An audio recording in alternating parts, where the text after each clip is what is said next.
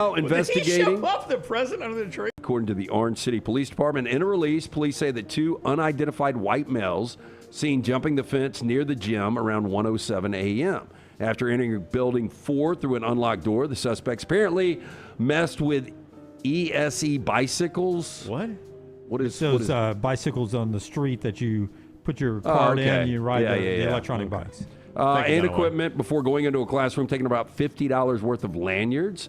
Suspects then entered a second classroom, stole miscellaneous food items, including 100 hot dogs and ice cream valued at approximately $60. If you ever wanted to know the quality of school lunches, you can get 100 hot dogs and ice cream for $60. That is bad. 100 hot dogs and ice cream for $60. By the way, Tyler lost bracket challenge in the back room. He's got to do the 9 and 9 challenge, where 9 hot dogs and 9 beers in one show. What? Yeah. It's like the 9 and 9 when you go to a baseball stadium. 1 dog, 1 beer, an inning. You got no shot, bro. Yeah. I mean, I could do by the 4th inning, you're cooked. I could do 9 hot dogs, no problem.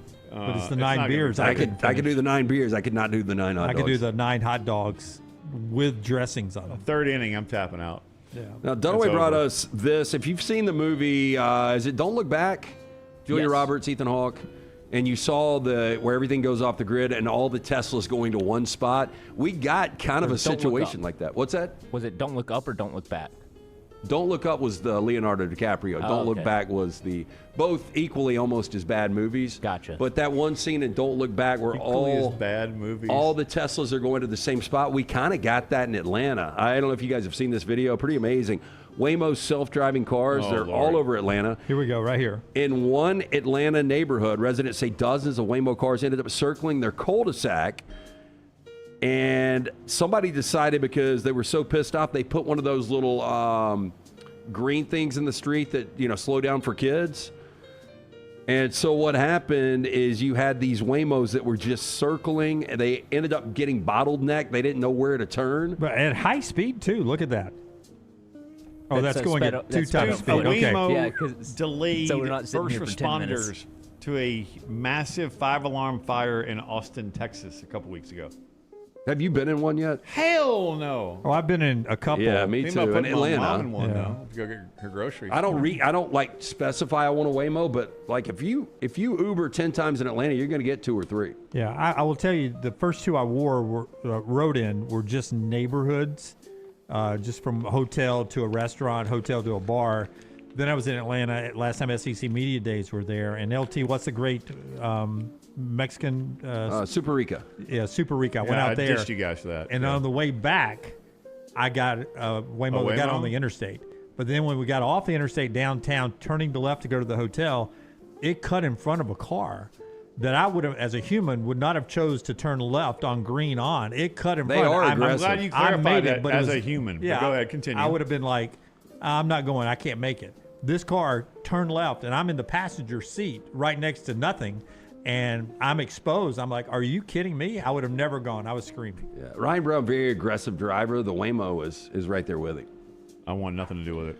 18-year-old arrested after police say he stole a car from a mobile gas station while the owner clung to the hood before suffering a broken leg in the crash. Wait, what did Look he at steal? that guy. Is this the guy that stole the hot dogs and the ice cream? Yeah.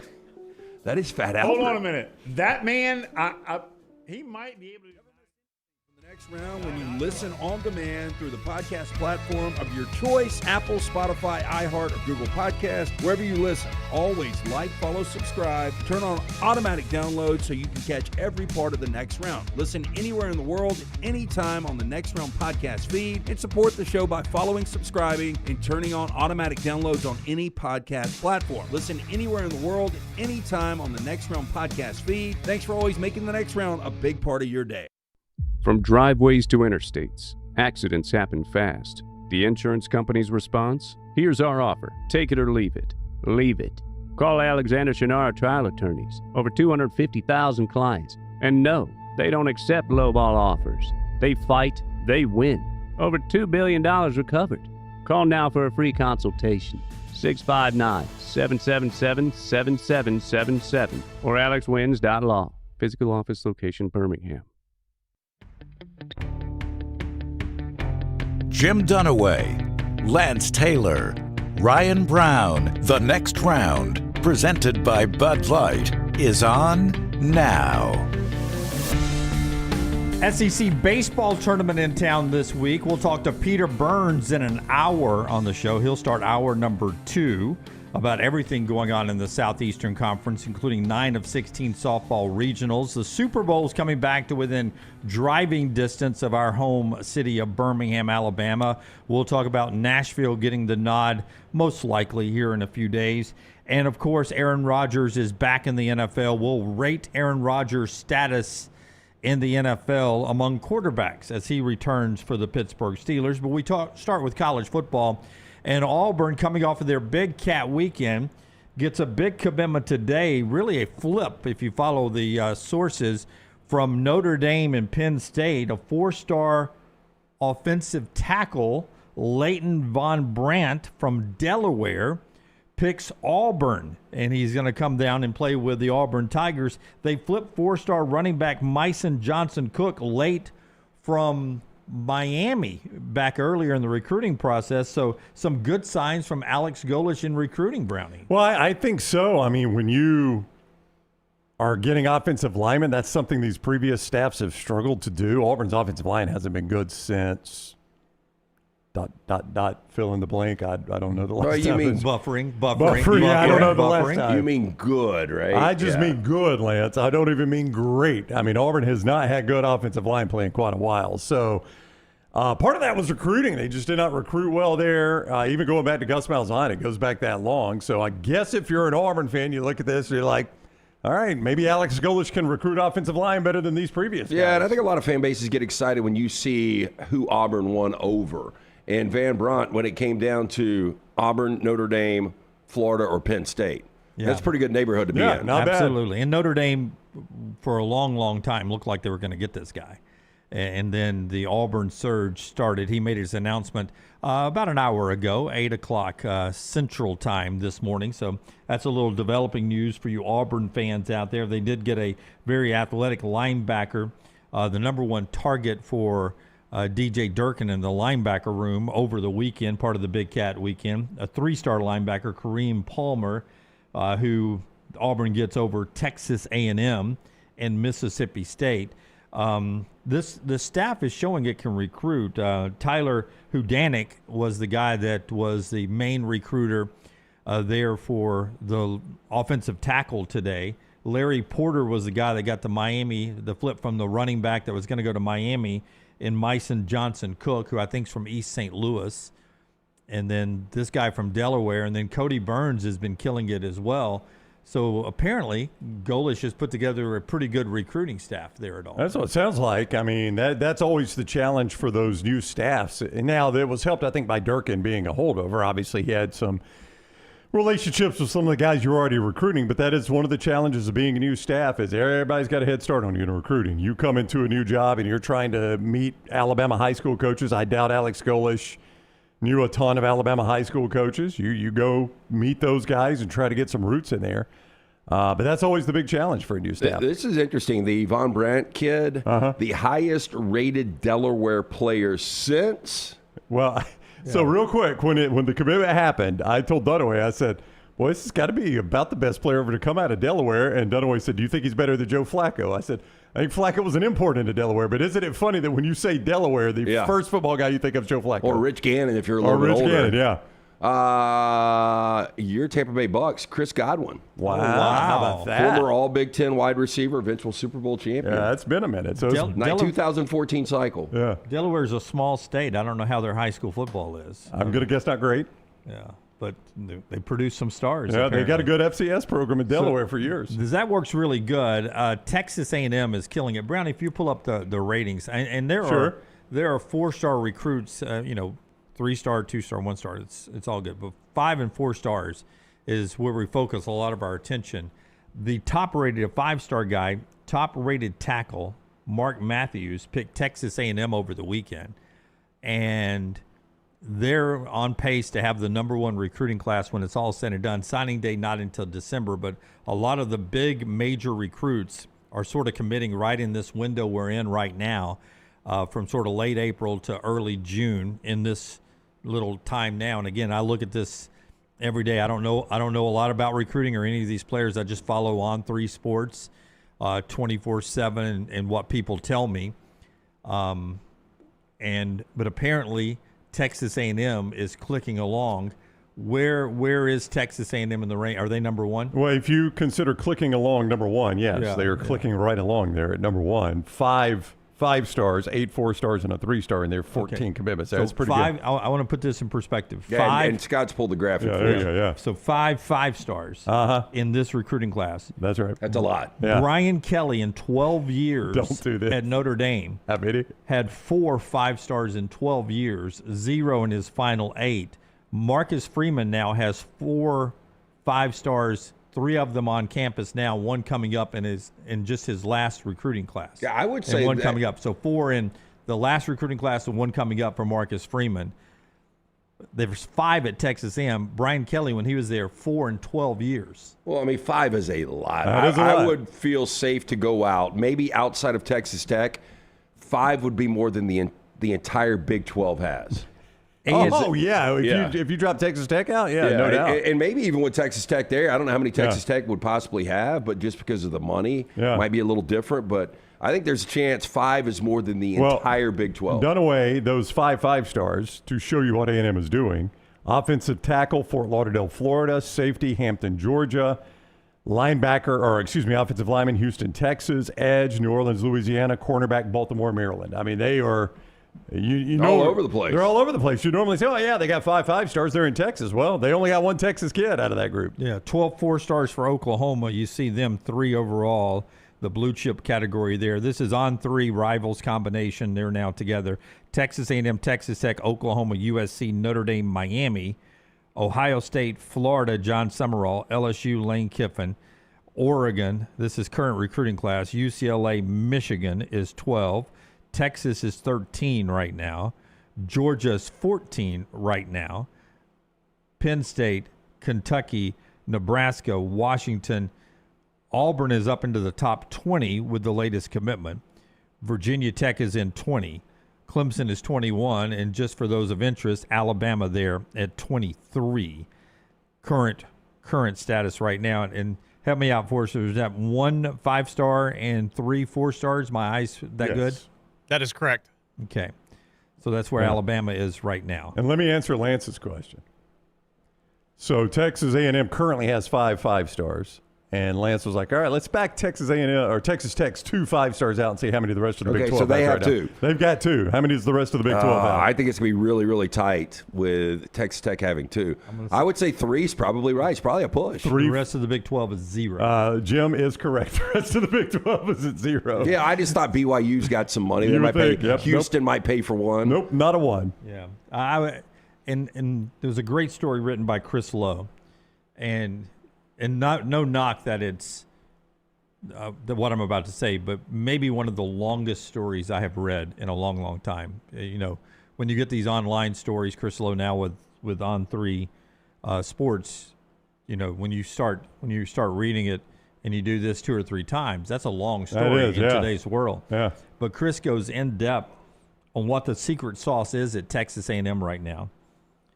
It's Tommy Moffitt. Do you remember the name? It's LSU.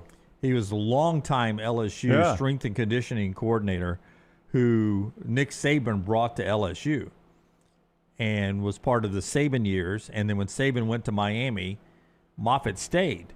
And he stayed through Les Miles. What did Les Miles do? Won a national championship. Correct. He stayed through the next guy. That was Ed Orgeron, won a national championship. And what happened then? What did Brian Kelly do on day 1? Fired him. He fired Tommy Moffitt on a Friday. That's why I remembered his name, because I remember everybody in Louisiana being like, what is Brian Kelly doing? Yeah. This guy is the best strength and conditioning coach and maybe in America. Yeah, and what was the reasoning? Do you think it was having just such a long tie to LSU, which makes no sense, but it's almost like a guy in that situation's insecure because he knows where all the bodies are buried? I'm going to guess it was ego by Brian Kelly. I mean, that's just... Or did he bring his guy from Notre Dame that he was comfortable with? I don't know. But it was considered to be maybe the biggest mistake Brian Kelly made, even bigger than family or whatever. Yeah, that the fake accent. He fired him. One of the first things he did on a Friday. Moffitt sat out a year and then was told by some agents, you've passed your prime.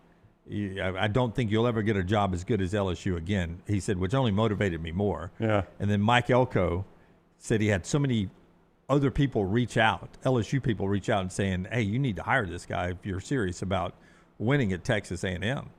And in Chris Lowe's story, you can read it all at On3 Sports, Moffitt was hunting deer and finally got a call from Elko and said, when can you come visit me? I want to talk to you about strength and conditioning.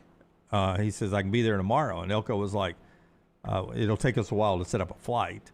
We can't, let's do a couple of days. And Moffitt said, no, I'll be there tomorrow. And as Chris writes, he shot a deer, loaded the deer up on his truck, took it back to the house, dropped it off, showered, packed his bags, and drove straight to College Station. I bet his wife was pissed. Why did you leave this deer? Yeah. So it's a good read there, Chris Lowe. But Tommy Moffitt, very familiar name with championships, who a lot of NFL guys say changed the way. Like I think he was at Tennessee on the staff when Peyton Manning was there. Peyton Manning used him for most of his career offseason training. Saban brought him into LSU. And I think, if I remember correctly, Scott Cochran is a product of Tommy Moffitt. And when Saban couldn't get Moffitt to Tuscaloosa, Scott Cochran was his hire there. And we all know what Scott Cochran became in Tuscaloosa. He was, he was Tommy Moffitt. Well, and a lot of people will, start to talk about the decline, whatever that looks like in Tuscaloosa when Scott Cochran left, as far as like the physical dominating Alabama team. So I guess the fan chatter about Cochran was a specific injury that players used to get that they blamed him on, blamed his style on. But then to Lance's point, once Cochran went to Georgia, it started out as a slow decline. You just didn't have that same. It was a different edge. Yeah, you just didn't have that same physicality. They just never could replicate it, could they? So that's some recruiting news to start things off. Good news for Auburn there, you Auburn fans who watch us, and for you Texas A&M fans who watch, even better news for you guys as you lead the country. A lot of things to get to in this opening segment. Our show brought to you by our friends at Goelsh, where we get the magical Game 7 tonight in hockey, LT. Yes, Goelsh legally available in all 50 states. If you want to take a position on Game 7 with the Canadians and the Sabres, you can do that with our friends at Goelsh. The most important thing to do is download that app, Goelsh, and then you can say all the different positions you could take, not only in sports, pop culture, and politics as well, Brown. You certainly can. As we mentioned, there is a Game 7 tonight on the ice as the Stanley Cup playoffs continue. You can play that legally in all 50 states. As Lance said, download the Goelsh app. Use code TNR. You can also do it online, but we recommend the app. Use code TNR, and you get $10 on your first $10 position. They say it's going to be a good one. It's a Game 7, right? Buffalo Sabres right now and Montreal Canadiens almost dead even right now, 50% apiece right there at Goelsh. So it is a complete toss-up at Goelsh. If the Canadians lose, Brown, what does that mean? I'm going to guess Canada does not win a Stanley Cup for the 33rd straight year. I was going to do the math. Is that right? 94 was the last time or something like that? Seems like that's right. 93, 94? 94 was the Rangers. So it was 93, I think, then. Canadian Sabres tonight, a Game 7. You can play it right there at Goelsh, Goelsh.com. Code TNR to get $10 on your first $10 position. It's been a beat since the Sabres have been good, by the way, so they're back to being good again. So interesting in hockey tonight, Game 1, Western Conference Finals, 7:30 on NBC, San Antonio and Oklahoma City. In that contest, we'll talk briefly about that a little bit later on when we talk Lance's lock with you. I want to go back to the discussion of 24 teams in the playoffs and the growing voice of people trying to get away from 24.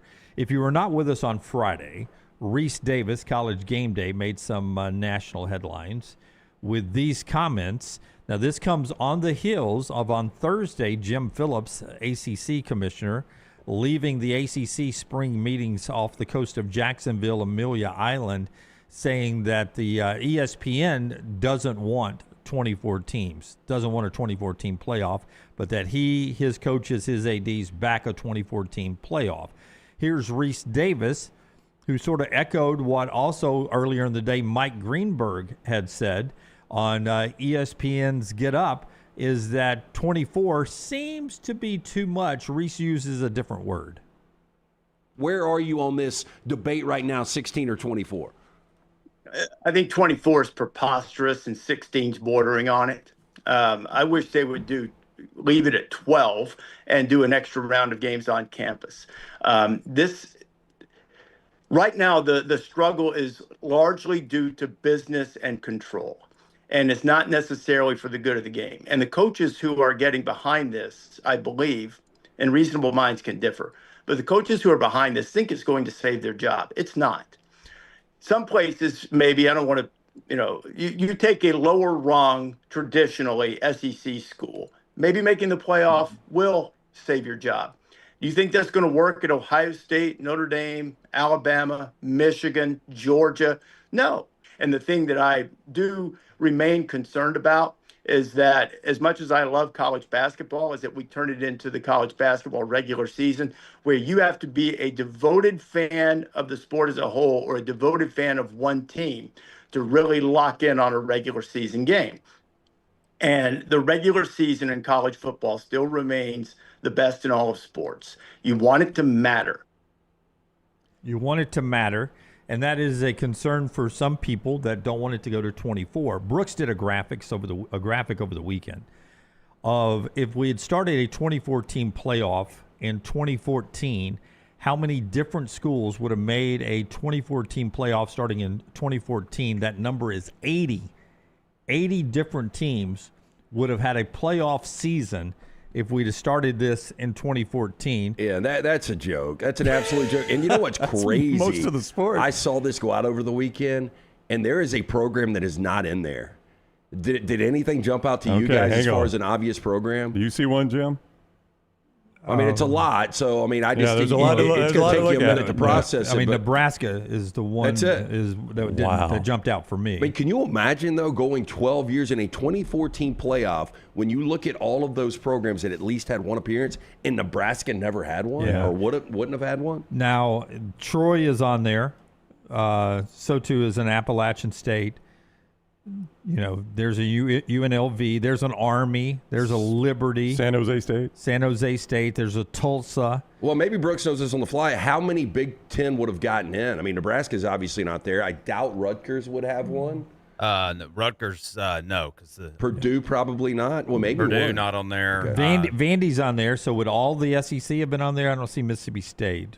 State's on there several times. Okay, they have on there. would have had 4 appearances. I believe the entire SEC would have made it at one point. Okay, so that is what Reese was saying for lower rung SEC teams. Those are job savers. But let me attack this from a different angle. But shouldn't be, you know? Yeah, I agree with Reese. Okay, but let me attack it from a different point of view. If, say, UCF had been a playoff team twice on the graphic there, if BYU had been a playoff team 4 times on the graphic there, if Auburn had been a playoff team 4 times on the graphic, are there programs in different places now than they are currently? If they had been playoff programs, does that change your trajectory? If you get into a playoff, does that also increase the amount of money your boosters are willing? Does it sort of fire up the fan base, fire up the boosters, start a little recruiting momentum? Does it open a door? So here's a good program to discuss that on. Use Auburn for an example. I can't remember if you mentioned them just now, but just threw it out there. Okay, Auburn had 4. Yeah, all in Gus Malzahn. Yeah, none of those were Brian Harsin. None of those were Hugh Freeze, right? All Gus Malzahn for those. It would feel a little different. Just initially, Gus Malzahn's time at Auburn would feel a little different. It would. Would it have saved his job, though? Eventually, no. Well, but I mean, would you have moved from him when you moved from him? I think is the question you have to answer. So let me the only thing I would say about that. You could save a job if you get in and you make a Mario Cristobal like that. Run. Is true. That's what you don't know. Yeah, and you know, Auburn probably on certain years was probably good enough defensively and running the football where maybe they could have won a couple of games. So just looking at this, Brooks, help me out here. So Auburn's would have been obviously 2013, 2017, 2019. What was the 4th one? Do you remember? 2016 when they made the Sugar Bowl and got beat by Oklahoma. Had a great defense. Yeah, they were 8-5. It turns out 8-4 would have been 8-4 going into the postseason. Yeah, 13 doesn't count in this though, Brownie. It's that's true. My bad. Sorry, 14. My bad. Thank you, Jim. 14. Yeah, so 14. I mean, 2 8-win seasons get you in. But I mean, so here's my point. He would have been coming off the year he got fired, which was the COVID year, where Auburn went 6-4. It wasn't. I mean, by the way, in hindsight, Auburn would take 6-4 right now. They haven't had 6-4 since then. Yeah, 6-4 would have been in the playoff just the year before. Yeah, 10-game conference schedule, 6-4. That's right. And wouldn't have been fired at that point. No. I don't think so. I mean, playoffs in 2019. That's right. 6-4 in a 10-game COVID season wouldn't have been fired. Playoff in 2019 with an Iron Bowl win, and you're in the playoffs, and you go 6-4 in 2020. I don't think they fire Gus. I really don't. So yeah, it would have changed. Well, things. they and I don't know, is that a good thing or a bad thing? Well, I mean, we'll only see with the success of Golesh. I mean, it would have been a good thing based on the fact you never hired Harsin. Yeah, but it's hard for me to say it's been a good thing, Lance. They have not had a winning season since then. They haven't had a winning season without Gus Malzahn on their coaching staff since Tommy Tupper. Yeah, so it's been a minute. Yeah, give me the graphic again, Forrester, if you can. But, Auburn has had a national championship in 2010. They've had a passion for football. But think of some others along the way that may have changed. Mississippi State 4 times in the playoffs. Does that change the trajectory of where they are? Maybe. Think about this. So a coach that I'm not going to say you guys shit on, but y'all don't think Dave Doran's done a good job at NC State. He would have 5 appearances since 2014. He would be almost untouchable in Riley. Yeah, but just where could that program grow is my point. Oklahoma State's on here 6 times. Where Oklahoma State could have grown in funding or something like that. Who else that is not normal? Temple. Washington is 5. Matt Rule would have had Temple in the playoffs twice. Well, how about this? USC has never been. They would have been there 7 times. It would feel different. I mean, I don't know if Clay Helton, if you move when you move, I don't know. That's the thing. You got to look back and because I tend to agree with Reese. Like everybody says, well, just making the playoffs is going to help. I don't think it is at Alabama. Like if Kalen DeBoer just makes the playoffs this year, that is it. He makes the playoffs. Alabama goes and plays a road game, and they get beat. The Alabama fan base is not going to be pleased by that. No, I agree. And I think there's going to be some Alabama fans saying, hey, look, this is not working. No. And so I don't agree with the sentiment that just across the board it's going to help. But now to Lance's point, if I'm an NC State fan, does Dave Doran feel like we're kind of stuck in the mud? Yeah, but if I had 5 playoff appearances, maybe it doesn't. That was my point all along, was not for the name brands, but for all the ones that are not name brands. NC State's a great example. Can that all of a sudden, 5 since 2014 is fairly consistently making the playoffs. Forget firing of coaches. That's not what I'm talking about. I'm talking about your program all of a sudden, because of the success, can go to another level. Success breeds success. That's what right. You said, Am I right? More money. Outside of Clemson, they would have the most ACC appearances with Miami, right? I think you're right about that. And so, to Jim's point, all of a sudden you're able to get boosters fired up. Like, guys, we can do this in football. If I could just get a little more money. Maybe you don't find a Cody Campbell from Texas Tech, Jim, but maybe you find 1/8 of a Cody Campbell that's an NC State graduate that's like, what, these playoffs are kind of fun. If we just invest $2 or $3 million more in NIL, we might could advance in this thing. Yeah. Look what it would have done for Utah, by the way. 8 times in the playoffs. Well, and they were good enough over that span where they could have won a couple of games. I'm not saying they would have ever won a national championship, but they were good enough on certain years where they could have made a little run. Ole Miss finally got in, but 6 times in the playoffs for Ole Miss. The thing I kept thinking about when I was making this on Saturday was how it makes a team maybe more appealing with the conference expansion, conference realignment. Oregon State, the last 2 years of the Pac-12 in 22 and 23 would have been a playoff team. How much more appealing would that have made them when they, kind of got hung out to dry with the old Pac-12 dissolving? They would have been a playoff team for 2 straight years and maybe been more appealing to one of these power conferences. And now they're a mid-major school. Great example. Washington State's on there twice as well. Both of those left out. You think hung out to dry. Iowa fans who have never been to a playoff would like 6 appearances? 6 of them. And would it feel like from a stale situation to maybe a little bit better? Now, I saw in response to Brooks' graphic here, there were people that were throwing up schedules like, by the way, this is a team that made the playoffs. Look at this schedule. And one of them was Iowa. It was our buddy Michael Borky over in Mississippi. I just happened to see it. I mean, there was a lot of, you beat Albany State, you beat Wisconsin, you beat Michigan State, you beat a bunch of unranked, you beat Rutgers, you beat your unranked team. I mean, there were no good wins, but you got in the playoffs. That's Greg Burns' question, the Alabama athletic director, on when we're talking college football expansion, what are we talking about when it comes to strength of schedule beyond wins and losses? That's a question he wants answered. I think they wanted answered at 12. They wanted answered at 16, and they wanted answered at 24. Other than just wins and losses, how are we going to treat strength of schedule? To Brown's point on that one, is that schedule going to compare to a 7-5 SEC team whose strength of schedule is, a different page turn towards the top compared to an 8-4 team that makes it with a lesser schedule? It's questions that have to be answered. Final point on this. Do the comments that Jim Phillips said that ESPN doesn't want this, they have the rights to the 2031 season for the playoffs, broadcast rights. Mike Greenberg and then Reese on our show, a couple of big ESPN voices, Reese huge in college football, voicing their concern for it, using the word preposterous. Does that change the narrative? Do you think we're inevitably going to 24? Or do you think we'll have enough pushback that we hold at 12 or stop at 16? Well, I think we might. I mean, the natural progression is let's see what 16 looks like before 24. I could see us hold for a little bit. I think ultimately we probably get to 24. I mean, every Big Ten coach is talking about how important the games would be, how many more important games there would be in November. I guess when you look at it like that, there's so many fringe teams that would get eliminated or play their way in.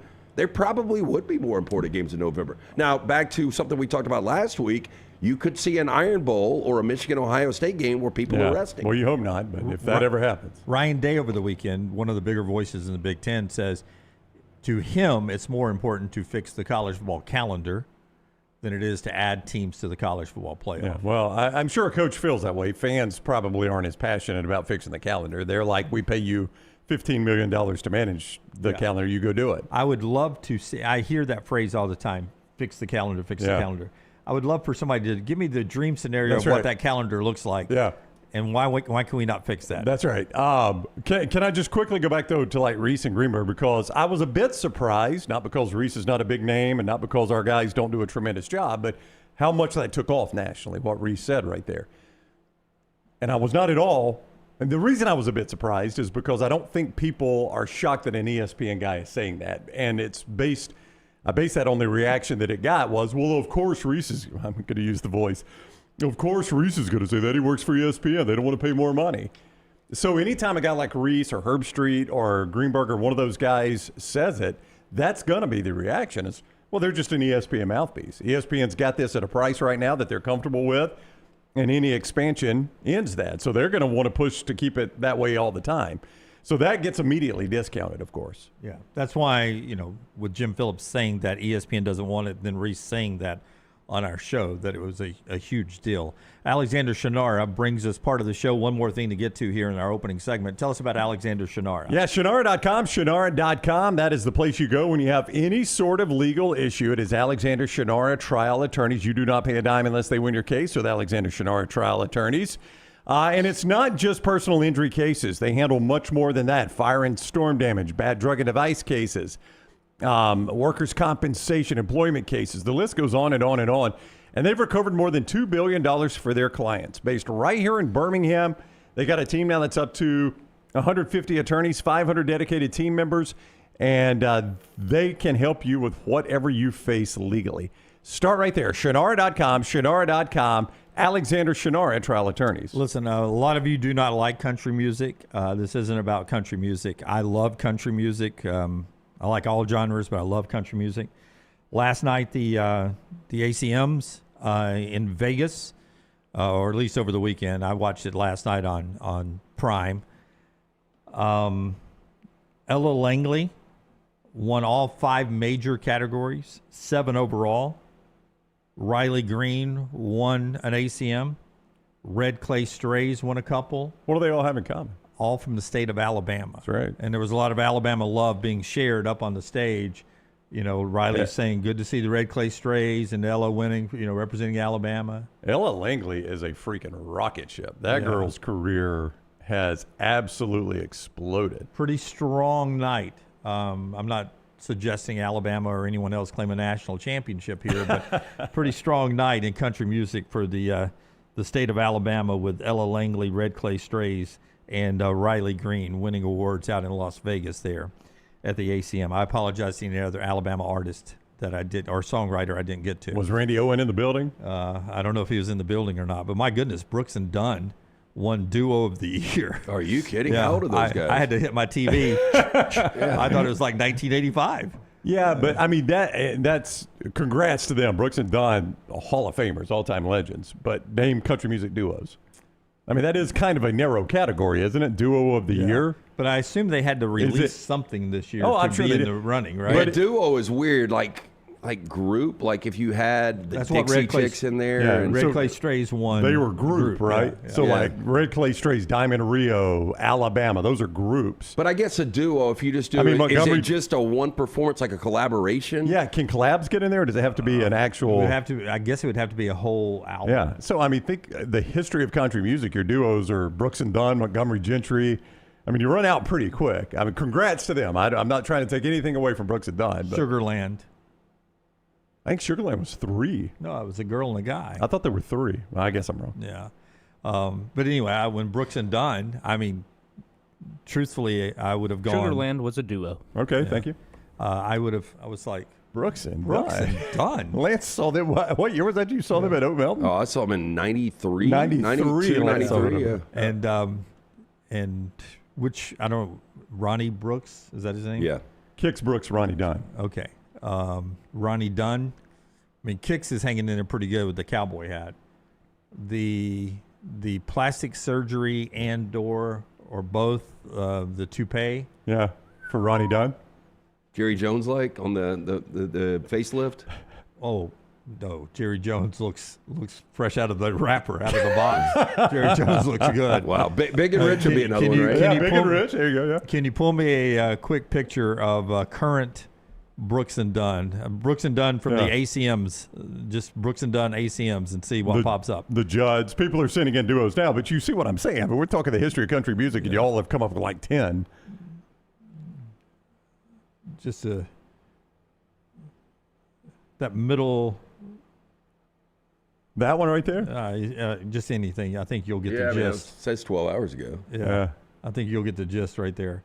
That guy the guy in the Double middle. crosses? Yeah, double crosses right there. He's had some work done, you think? Yeah. Is that a toupee? Dude, really, it looks like if you Gotta pull, be. if you I pull, saw it in the way wild it's last. real. I saw it in the wild last night. It's got to be. Zoom in is hard this on fair? that. Is this fair? If you pulled Kenny Loggins out of the electric chair, like he's been electrocuted, and you pull him out, there he Yeah. is. I mean, if you zoom in hard on that, I don't know if we see any hair connected. Yeah, like I wear out their music though. I mean, it's. Oh, I love Brooks and Dunn. Yeah, for a moment in time, it was country music. Fantastic. It almost looks like he's got the hair that comes with the crazy visors. Yeah, he just cut the visor Yeah, off. he just cut the visor And off. wore the hair. He's just wearing the hair. It's straw hair. And he pulled a Dunaway too. He started doing his acceptance speech, and he went down a path that I'm not sure he was going to be able to connect the dots. So he just stops mid sentence and he looks at the other guy. What's the other guy's name? Kicks Brooks. Kicks. Yeah. He's like, Kicks, you take it. You take it from here, man. All right, when we come back, more college football. We'll get to Aaron Rodgers and so much more. The show being brought to you by the great folks at Hoover Toyota. I've got our Hoover Toyota drive-in talking about the success of Alabama softball, baseball, basketball, football, all in one academic year. You can go see that on our social platforms. Go see all the inventory with our friends at Hoover Toyota. Yeah, we have one of our listeners actually DM me over the weekend because I was talking about all those safety features that are on the Hoover Toyota or on my Land Cruiser right now, and just telling me easy ways to cut those off if I want to, where I don't get those warnings anymore. But he is another proud Hoover Toyota customer. If you are in the market right now, new or used, they've got the best inventory out there. If you're looking for reliability, something that's going to hold its value, something that is safe, that is the Toyota defined. Stop in today. Located Highway 150, beautiful location right there. On-site finance department is there as well. They've got the red carpet program. They have been mastering customer service for over 20 years right here in the Birmingham area. Stop in, see Scott, Harold, Kim, all the fine folks there, or online, hoovertoyota.com. Follow Scott Forrester on Twitter at Scott Forrester TV. Hop in. Injured in an Uber or Lyft? Here's the problem. Was it the driver's fault? The other car? The app company? Good luck figuring that out while you're trying to heal. Alexander Shinar Trial Attorneys, they've got a guy for rideshare accidents. And here's the best part. They don't get paid unless you do. You heal. They fight. One call, 659-777-7777. Or visit alexwins.law. Alexander Shinar Trial Attorneys. Because rideshare accidents need an experienced team. Physical office, Birmingham. Sterling and the fine folks at Champy's Chicken on Highway 119 in Alabaster want to welcome you in for a great lunch or dinner starting at 11 a.m. every day. Chicken that's brined overnight and cooked to order, and the taste of the Delta with those Delta recipe tamales. Champy's is perfect for all your tailgating needs this football season. You can also choose Champy's for your next party, wedding, or birthday. Great food, great people. Champy's Chicken on Highway 119 in Alabaster, and everything online at champyschicken.com. At Central State Bank, we are large enough to serve you and small enough to know you. Manage your money with ease, whether it's mobile banking, hassle-free checking, competitive loans, business solutions, or personalized financial advice. We're your hometown bank with big-time service. Visit us today and experience banking made simple, because at Central State Bank, you come first. Member FDIC.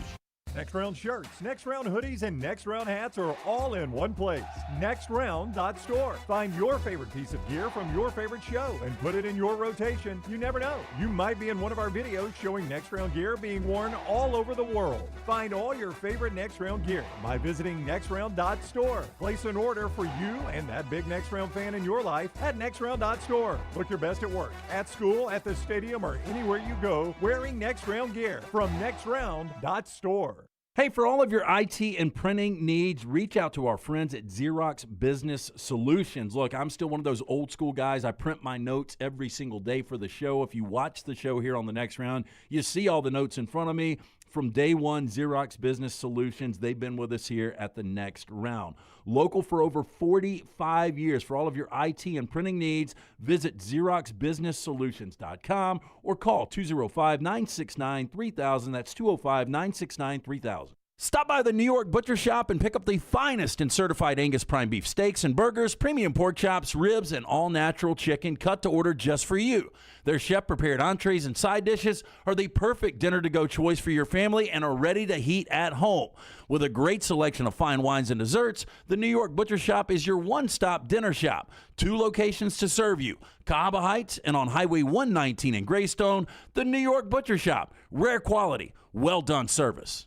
Remember the name Way to Wellness if you're battling weight loss in your life. I'm Jim Dunaway from the Next Round. There was a time I was over 216 pounds until Way to Wellness helped me lose 45 pounds, and now for over 2 years, they've helped me keep that weight off. Here's their website, aplanforme.com, aplanforme.com. That's a great name for a website because there's no cookie-cutter plan. Everything is designed specifically for you. No contract, no sign-up fees, and your first consultation is free at Way to Wellness. Hey, there's nothing worse than waking up to a plumbing problem. Don't get caught in a flooded house. Call the guys at Hemp Hill Services. Adam, Chad, and the team at Hemp Hill are the only ones I trust to fix it and fix it right the first time. Hemp Hill Services does it right and always at a fair price. For all of your plumbing, cooling, and heating needs, trust the name that Birmingham has trusted since 1954. That is Hemp Hill Services. Call now, 205-229-2090. That's 205-229-2090.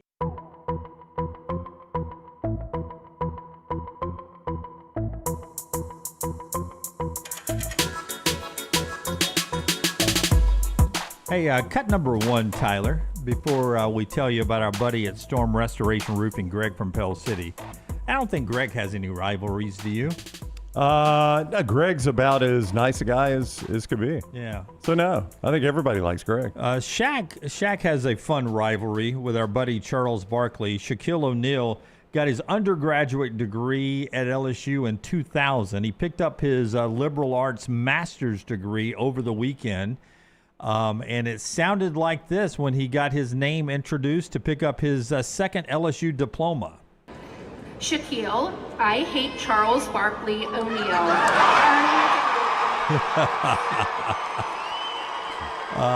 Shaq walking across the podium there. Still moves pretty good for a guy his age and size. Yeah, he hadn't gotten any smaller. No, look at him dance. He is not. Well, it's crazy they could find a robe for him, too. That's got to be custom made. That's a big old robe. Yeah.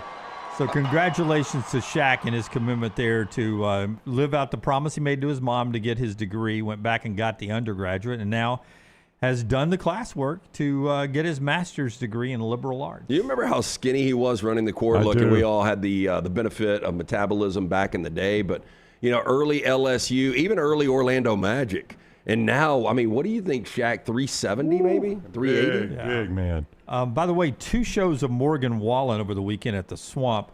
Do you have these individually or edited together? Individually? I have them individually. Okay. You want to go chronologically here? Let's go Tebow first. Here's Tim Tebow walking out with Morgan Wallen. He gets the honor with the Swamp. And who do you think they go with the second night? I've seen the second night. I have and not. I had to Google the age because it's going to give it away. Yeah, Steve because Spurrier. when I saw Shaquille O'Neal walking over the weekend, I was like, Shaq still walks pretty good for his age. Now, Steve Spurrier is a lot older than Shaquille O'Neal, but Steve does not. But I mean, how old do you guys think Spurrier is? I don't know. 82? Dude, the dead on. I thought he was like late 70s. I would have thought. I thought mid 70s. So he's 82 now. Yep. Steve doesn't even make the walk all the way out. He stops right there. I'm going to let you go. Yeah, you go ahead. Yeah. I'm going to stay here. I don't even know who you are, to be honest with you, That's right. young man. I was taking a nap. But go entertain the Swamp. Yeah. But when I saw Steve walking, I was like, that hurts. Yeah. Hurts a little Well, bit. I mean, But then I started saying, like, damn, I hope I can get around at 82 at all. Yeah, but we talk all the time. I mean, Spurrier played roughly the same time Joe Willie played, and we talk all the time about Joe Namath playing his senior season with 2 torn ACLs. I mean, those guys ruined their bodies. You didn't have advanced sports medicine. They just played through every injury. Yeah. I think, was Spurrier not on either the year 1 or year 2 of my Tampa Bay Buccaneers? I think he was. He was. He was 66 Heisman, right? Yeah. I think he won the 66 Heisman, if I'm not mistaken. So I think he was year 1, year 2 of my horrible Tampa Bay Buccaneer teams down there for them. But I just thought that was interesting with Shaquille O'Neal with a little fun with our buddy Charles Barkley. Greg from Pell City moves better than some of those people when he gets up the ladder and gives you a free no-cost roof inspection. Absolutely free, no obligation roof inspection. 205-542-3531. 205-542-3531. StormRestorationRoofing.com. Greg, his wife Andrea, the wonderful family of 10 that they put together here in Central Alabama. Their family, they want you to be part of their family when it comes to your roof with that free no-cost roof inspection, yes, but also they want to be the first call for storm damage, first call for roof replacement, just anything. Make sure you've got the number on the website saved because they work so well with the insurance providers. They're good, honest people that raised a family here, so they understand pricing and how hard it is to keep a roof over somebody's head. So they want that roof to be great. A-plus rated with the Better Business Bureau. And don't forget the Clean Wash program they have to make a program to make your roof look, that Clean Wash program makes your roof look newer, better, great for the neighborhood and the neighbors and for you to love your roof more. StormRestorationRoofing.com. All right, Peter Burns at the top of the hour. Brown, how quickly can you give me the ages? I think all these guys are in their 30s, if not early 40s. New coaches in the SEC. Pete Golding, John Summerall, Alex Golesh at Auburn, Will Stein, Ryan Silverfield. They're all younger coaches. Oh, yeah. Okay, here we go. Your last guys are in their 30s. Well, crap. This is going to be old. But, yeah, none of them are really old. I mean, throw them out again real quick. You have Golding, Summerall, Golesh, Stein, and Silverfield. I think Golding's knocking on 40. Right. Stein is early 30s. I'd say 33, 34. The answer to your question, not very quickly. Yeah. Can I give you the coaches' ages? But all these guys are, I would say, 40 to 46. I don't know that any of them are Will Stein's early 30s. Early 30s for Will Stein. Yeah. Yeah. I do think Golding's 40-ish. Kalen DeVore's not 50 yet. No, 48. Yes, but he's sort of older when you look at this group right here. So these new coaches, we have our dry erase boards we like to use on the show. give me in order first year success this upcoming year. And then after we erase it, the second question will be who has the most success in their career. Okay. How many are there? First year success. 5 of them? There's 5 of them. I'll give them to you again. Golding at Ole Miss, Brownie. Summerall at Auburn. Golesh at Auburn. Summerall at Florida. Golesh at Auburn.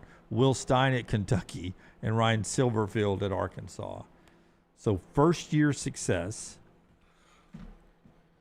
And we'll lock them in here in just a second. So 1 is the most successful, right? Right. Okay. Really close on 2 and 3. Yeah, for 2 and 3 is here. really tough on me. Yep. And this is just his first year. By the way, I have chosen the wrong pen. It's real squeaky. That's LT's. Here you That's go. You right. don't mind? You good? Is that one I dried like out? a little squeak if I'm going to use the. That's right. dry I feel like erase board, I feel right? like I'm back in. Well, I mean, I'm back in high school. For an audio platform, for those that are listening That's right. on audio, You hear the squeaks. We need the sound. Okay, I know we're all going to have 5, probably 1 and 5 the same. It wouldn't surprise me if we've locked in all 5 yeah, exactly the We're same. good. We're going to unveil at the same time. Unveil them. I went Golding 1, Summerall 2, Golesh 3, Stein 4, Silverfield 5 for this year. Yep. So only my Your love for your Auburn, your golf buddies. My Alabama guilt is the only thing that kept us from being exactly right. Yeah. I feel actually pretty good about this. In Yeah, I mean, one. Summerall Golesh was my hardest one. Okay, now erase it. Okay. And here's the question I want to get to. Overall success in their career, and I'll throw in not necessarily at the school they're at right now. I leave Silverfield 5th. Yeah. Only have to erase 4 of them. So not necessarily at the school they're at now. I would can say be. The most likely to take a job somewhere else after success really would be Will Stein. Yeah.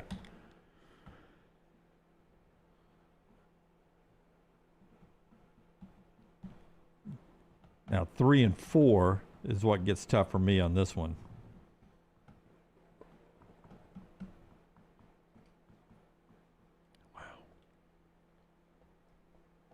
We need some squeaking here. Yeah, mine's jacked up now. I think don't know what the hell Tyler happened. makes it sound like we're making out. I think this is the reason they played in old school 70s game shows. This is why they played music in the background. Yeah, right? you figure it out, don't you? Dun, dun, dun, dun, dun, dun, Yeah, I don't know if you can read mine. Mine is dun, dun, jacked dun, up now. dun, Like once dun. I erased it, I don't know what the hell happened. I don't either. Okay. All right, let's unveil these one at a time. Let's start with LT since his may evaporate. Well, I have got John Summerall, number 1. Okay. I have got Alex Golesh at number 2. Interesting. I have got Will Stein at number 3. That was really close. I almost went Stein, too. I've got Golding 4. You don't like Pete, I huh? like Pete a lot. He's one of my favorite. Because somebody asked me the other day, like, who are your favorite coaches in college football? And I started with Pete Golding. And number 5 is Ryan Silverfield. Okay. Not much difference there. I went Summerall 1, Stein 2. I think he'll have enough success at Kentucky that he gets out of there. Takes another job. Golesh 3, Golding 4, Silverfield 5. I will just say, we said exactly the same thing with Mark Stoops. I think he'll have enough success he gets out of there. Why do we say that with Good Kentucky? Well, he didn't leave Here's early why. enough. He didn't. That was the problem. Now, I never bought into Jimmy Sexton, I think, sold Kentucky on the fact that Stoops was getting the A&M job. I don't think he was. Yeah, I think that was way that was before agent that. play. Way before I know, that, we I know. said it from day one.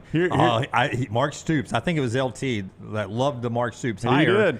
And was like, man, if he just goes there and gets them to a bowl game, boom, he'll bounce. Well, to I called it escape from Lexington. Like, that's the plan. Like, once Right. you have enough success, he will automatically bolt. And then the problem became not a problem, but the SEC money that started to trickle in. You're like, well, damn, where's he going to get this money if he goes anywhere else? That's right. So- and Stein will be the same way. I Well, mean, here's to me a key difference, though, between Stein and Stoops. If Stein is successful, Jim, he's going to do it with an attractive style of offense. And That's I right. think that's what hurt Stoops a lot. Everybody looked at him like he's successful. He's winning more at Kentucky than most have, but boy, is that a yucky style of football. and you start selling yourself on, let's go get the innovative offensive coach. That's where the game's going. We don't need the good defensive coach. The game's going towards the innovative offensive coach, and I think that hurts Stoops. It will not hurt Stein. I go Summerall, Stein, Golding, Golesh, and Silverfield. So Alex starts strong and fades, according to you. Okay, let's go through this real quick, though. Who is fired from their current job? Did you say 5 years right here? I said anywhere in their career, Okay. any location. Okay, how about this? Who is fired from their current job? I mean, I think we'll have Silverfield getting fired at some point. He's fifth on all three lists, both of them. Yeah, I think I would have Golden getting fired too, unfortunately, just because of the expectations. Yep, the expectations that have been built in Oxford. Well, the truth is, some of them got to get fired. All these guys are not going to be successful and keep their job forever. Is this good news or bad news for Ryan Silverfield? I mean, probably not get fired? No, that we have him fifth. Oh, yeah, good. We had 6 total lists, both short and long term, and he was fifth on all 6 lists. Yeah, there are 0 expectations for him, to your point. Yeah, but even like if he just shows up and makes it out of the tunnel, if they ran down a hill at Arkansas, if he just ran down the hill like they do at Clemson without falling, touch the rock and run, it would be a success. Probably not fair to say this about Golesh, but if you flip the positions, if Silverfield would have taken Auburn and Golesh takes Arkansas, we might feel the same way. My point is where Arkansas is right now, it's easy to pile on. It doesn't really matter who the coach is. I mean, he took the worst of the jobs. How come we don't Easily. say escape from Fayetteville? How come we say that about Kentucky? I don't know. How come we don't say, Well, man, if he just gets there and gets Arkansas to a bowl game and bolts? Well, I don't think anybody ever thought Sam Pittman was going to do that. Like, if Sam Pittman had any modicum of success, no, it's on the floor. Yeah. If Sam Pittman had any modicum of success, he was going to stay at Arkansas because that was his place. He was older. He was just going to retire there. Yeah, but to me, if I'm Silverfield, I watch our show every day. Uh-huh. I like and subscribe. I hit the thumbs up every day. That's right. And Set your automatic downloads. As soon as I get us to a bowl game at Arkansas, I'm getting the hell out. Yeah. I'm taking another job. I mean, but see, where we are in college football now, you have an SEC job. The only other jobs you can take are other SEC jobs or the Big Ten. You can't go to any of these other conferences. Can't make money, That's and right. you can't win a championship. That's right. So having one of these jobs, we should say this about the NFL, right? There's only 32 of them. Yeah. Well, there's about, 34? 34, yeah. There's only 34 of these right now, SEC and Big Ten. And some of those in the Big Ten you can't win at, and we're saying some of these in the SEC. So there's only a handful of places you can leave Kentucky and Arkansas for. Well, I mean, if and then you're hoping those guys haven't failed too badly that you can go in there and rebuild them at those other jobs. If Arkansas had any success under him, and for whatever reason Drinkwitz moves on, you wouldn't leave Arkansas for Missouri if you're having success at Arkansas. If South Carolina fires Shane Beamer, I don't think if you're having any sort of success at Arkansas, you leave for South Carolina. No, or you don't leave Kentucky for one of those jobs. Yeah, not anymore. You don't. No. Maybe in a day there was a day you might have, but not with the money. Yeah, now. you don't leave Ole Miss for any of those jobs. But we think obviously. Auburn. You would leave those jobs for the Auburn job. If Golesh didn't work out? If you're Will Stein or if you're Ryan Silverfield. Depends the height of success. I mean, we know now Kirk Cignetti would leave nowhere. That's right. Or wouldn't leave Bloomington to go, there's he nowhere wouldn't leave he for would anything. go. Yeah. And we know, Brown's great question to Kirby Smart. I couldn't have paid you enough money to take the Indiana job a few years ago. Kirby agreed. He's like, yeah, you're right. When you were leaving Alabama, that wouldn't have been your first job. You'd have laughed at the Indiana job. He would not have given them time of day. Yeah. One more thing before we get to our viewing menu. Our friends at Crane U brings you this part of the show. Yeah, by the way, representation would be embarrassed to reach out to even feel out if he was interested in the Indiana job. Hey, if you're interested about a career in the crane industry, the first big step, getting certified, becoming fully compliant, Crane U is here to guide you every single step of the way. Inspections, training, certifications, whatever you need, Crane U has got it handled. It's the one call you make and you're good. If you've got equipment in the field, Crane U make sure it's job ready and compliant. No guesswork, just expert inspections you can trust. Go online today, craneu.com. That is craneu.com, and make sure you tell them the guys from the next round sent you. Hey, we're going to save the viewing menu until the next segment after Peter Burns, okay? So we can give it his proper length of time and not keep Peter Burns on hold there.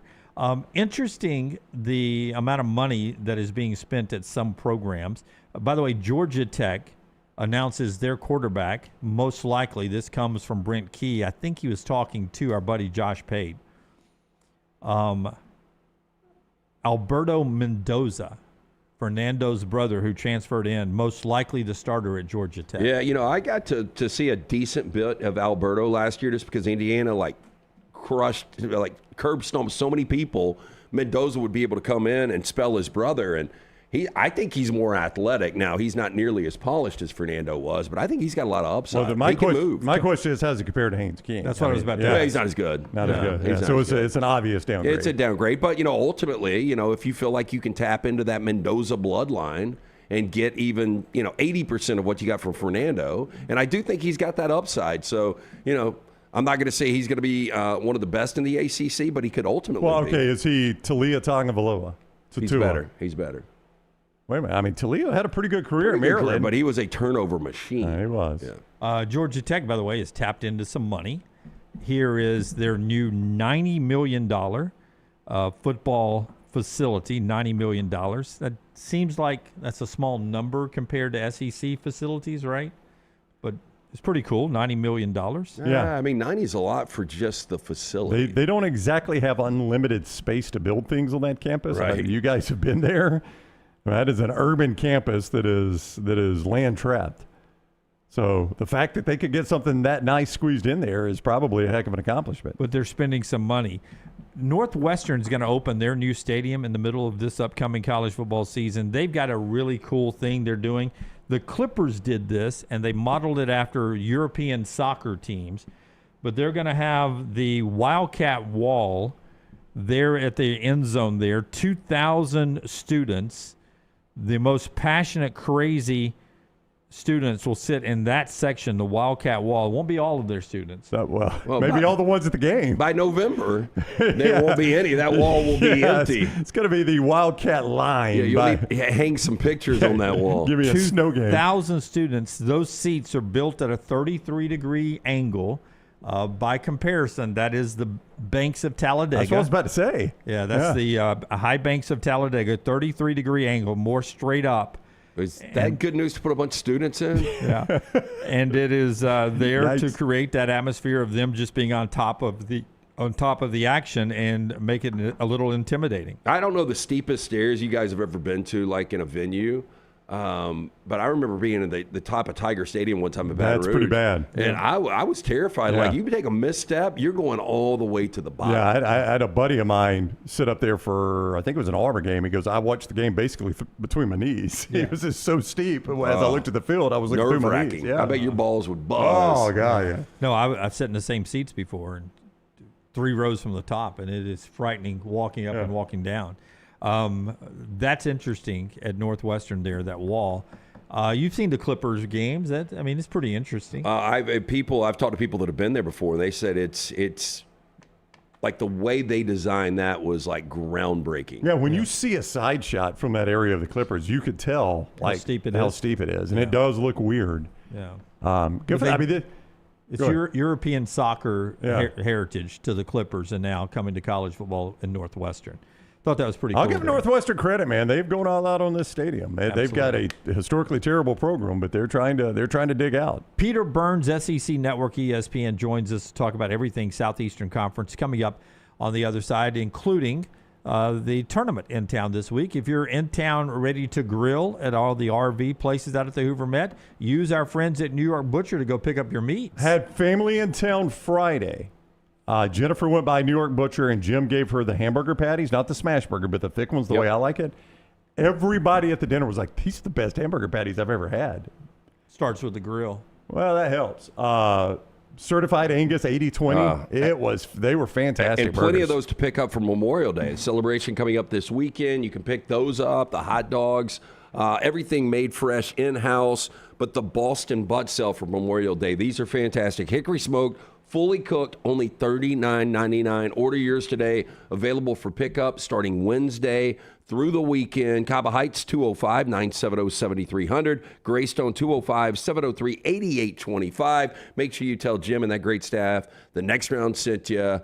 Rare quality, well-done service. It's the New York Butcher Shop.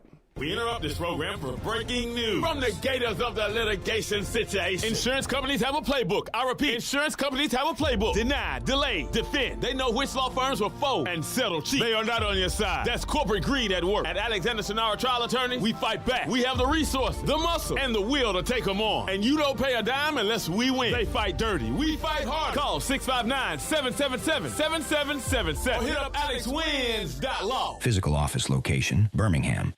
Hey, Lance Taylor from the Next Round to tell you about one of our favorite places for breakfast, lunch, and dinner. That is Hamburger Heaven since 1982. Hamburger Heaven has been serving Birmingham's best hamburgers, cheeseburgers, French fries, hand-spun milkshakes, and sandwiches made fresh to order. All of their ingredients are fresh and prepared daily. This includes their beef, always fresh, never frozen, hand-pattied each and every day. For breakfast, lunch, or dinner, visit any of the 4 locations, Highway 280, Irondale, Gardendale, and Homewood.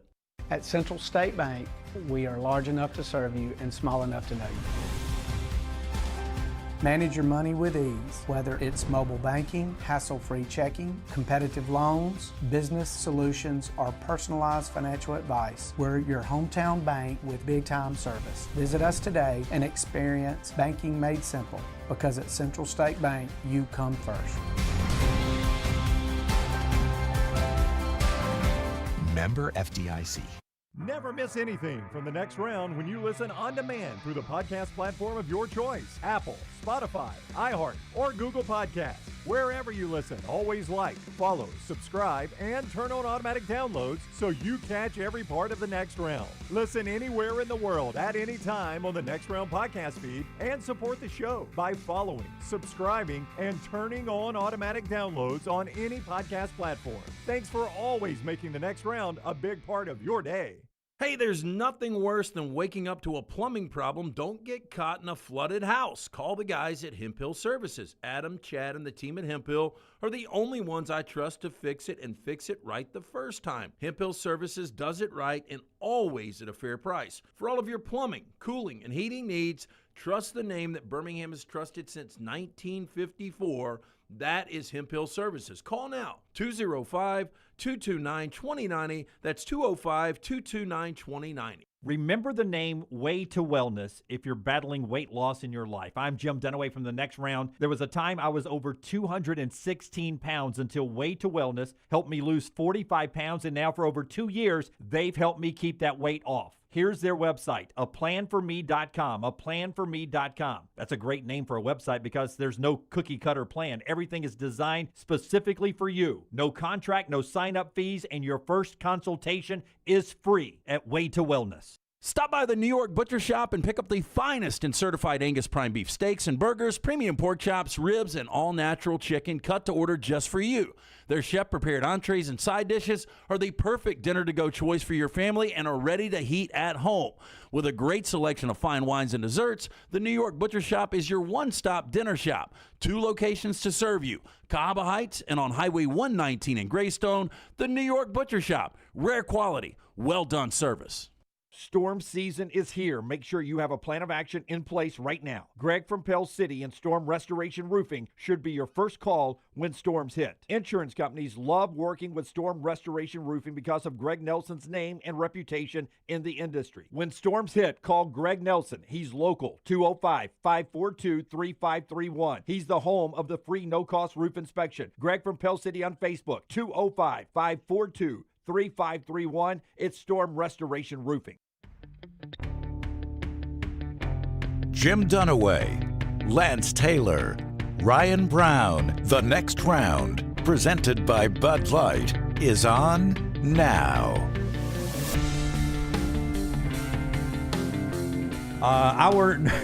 What a conversation that was. I don't know how that went from customer service to that. I don't either, but all right. We went from customer service to my new line of boxer shorts I'm wearing. What now. are they? What are they made out of? Bamboo-based boxers. Bamboo boxer shorts is what Dunaway has gone to, and literally just said the line. I can't even tell I'm wearing underwear right now. I played golf yesterday, and it touched 89. Heat index was probably 90. Yeah. And I felt like I was playing commando. No moisture at all. It was tremendous. Weirdly enough, Jim, I'll back you up on that. I've had some bamboo boxers. You've worn Jim's boxers? Not Jim's boxers, but I've worn a form of bamboo boxers, and they're very soft, very comfy. All right. Apparently, the cotton keeps the moisture. Yeah. Right there around the Titleist. Yeah, the Gooch. Yeah. Yeah. Our friends at Innisfree, countdown to kickoff gets us to Peter Burns, 103 days away from week 0. Just 103. Your game day tradition is Innisfree Irish Pub in Tuscaloosa and Lakeview. The Irish-inspired pub food, the signature Irish gold sauce, and always a world-class atmosphere, day or night at Innisfree. Countdown to kickoff 103. Peter Burns, SEC Network and ESPN Radio with us now. You saw him on some PGA coverage over the weekend. Absolutely. You'll see him from just down the road here at the Met this weekend. Peter, what kind of underwear are you wearing right now? Well, so that's what I was. Thank goodness for the Innisfree commercial, because I was trying to see the segue going from the amount of scrotum sweat to my interview, and so thank you, Innisfree, for that. Aaron Ray didn't have to sweat it at all yesterday. Hey, there you go. Well played. Well, because he was wearing the two gloves. Two gloves, yes, yes. Which isn't my favorite look, by the way. No, it's a weird look. It's a weird look.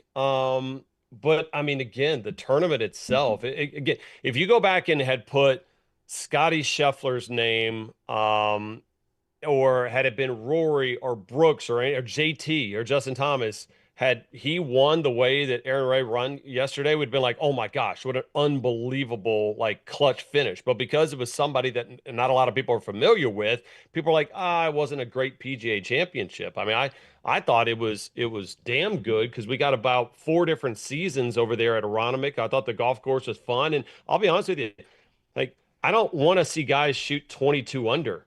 I like it when they have a little pain and they struggle a little bit, and that's what we saw all week long over there. Well, is Scotty, I mean, obviously he's struggling with the putter, but it's so freaking close.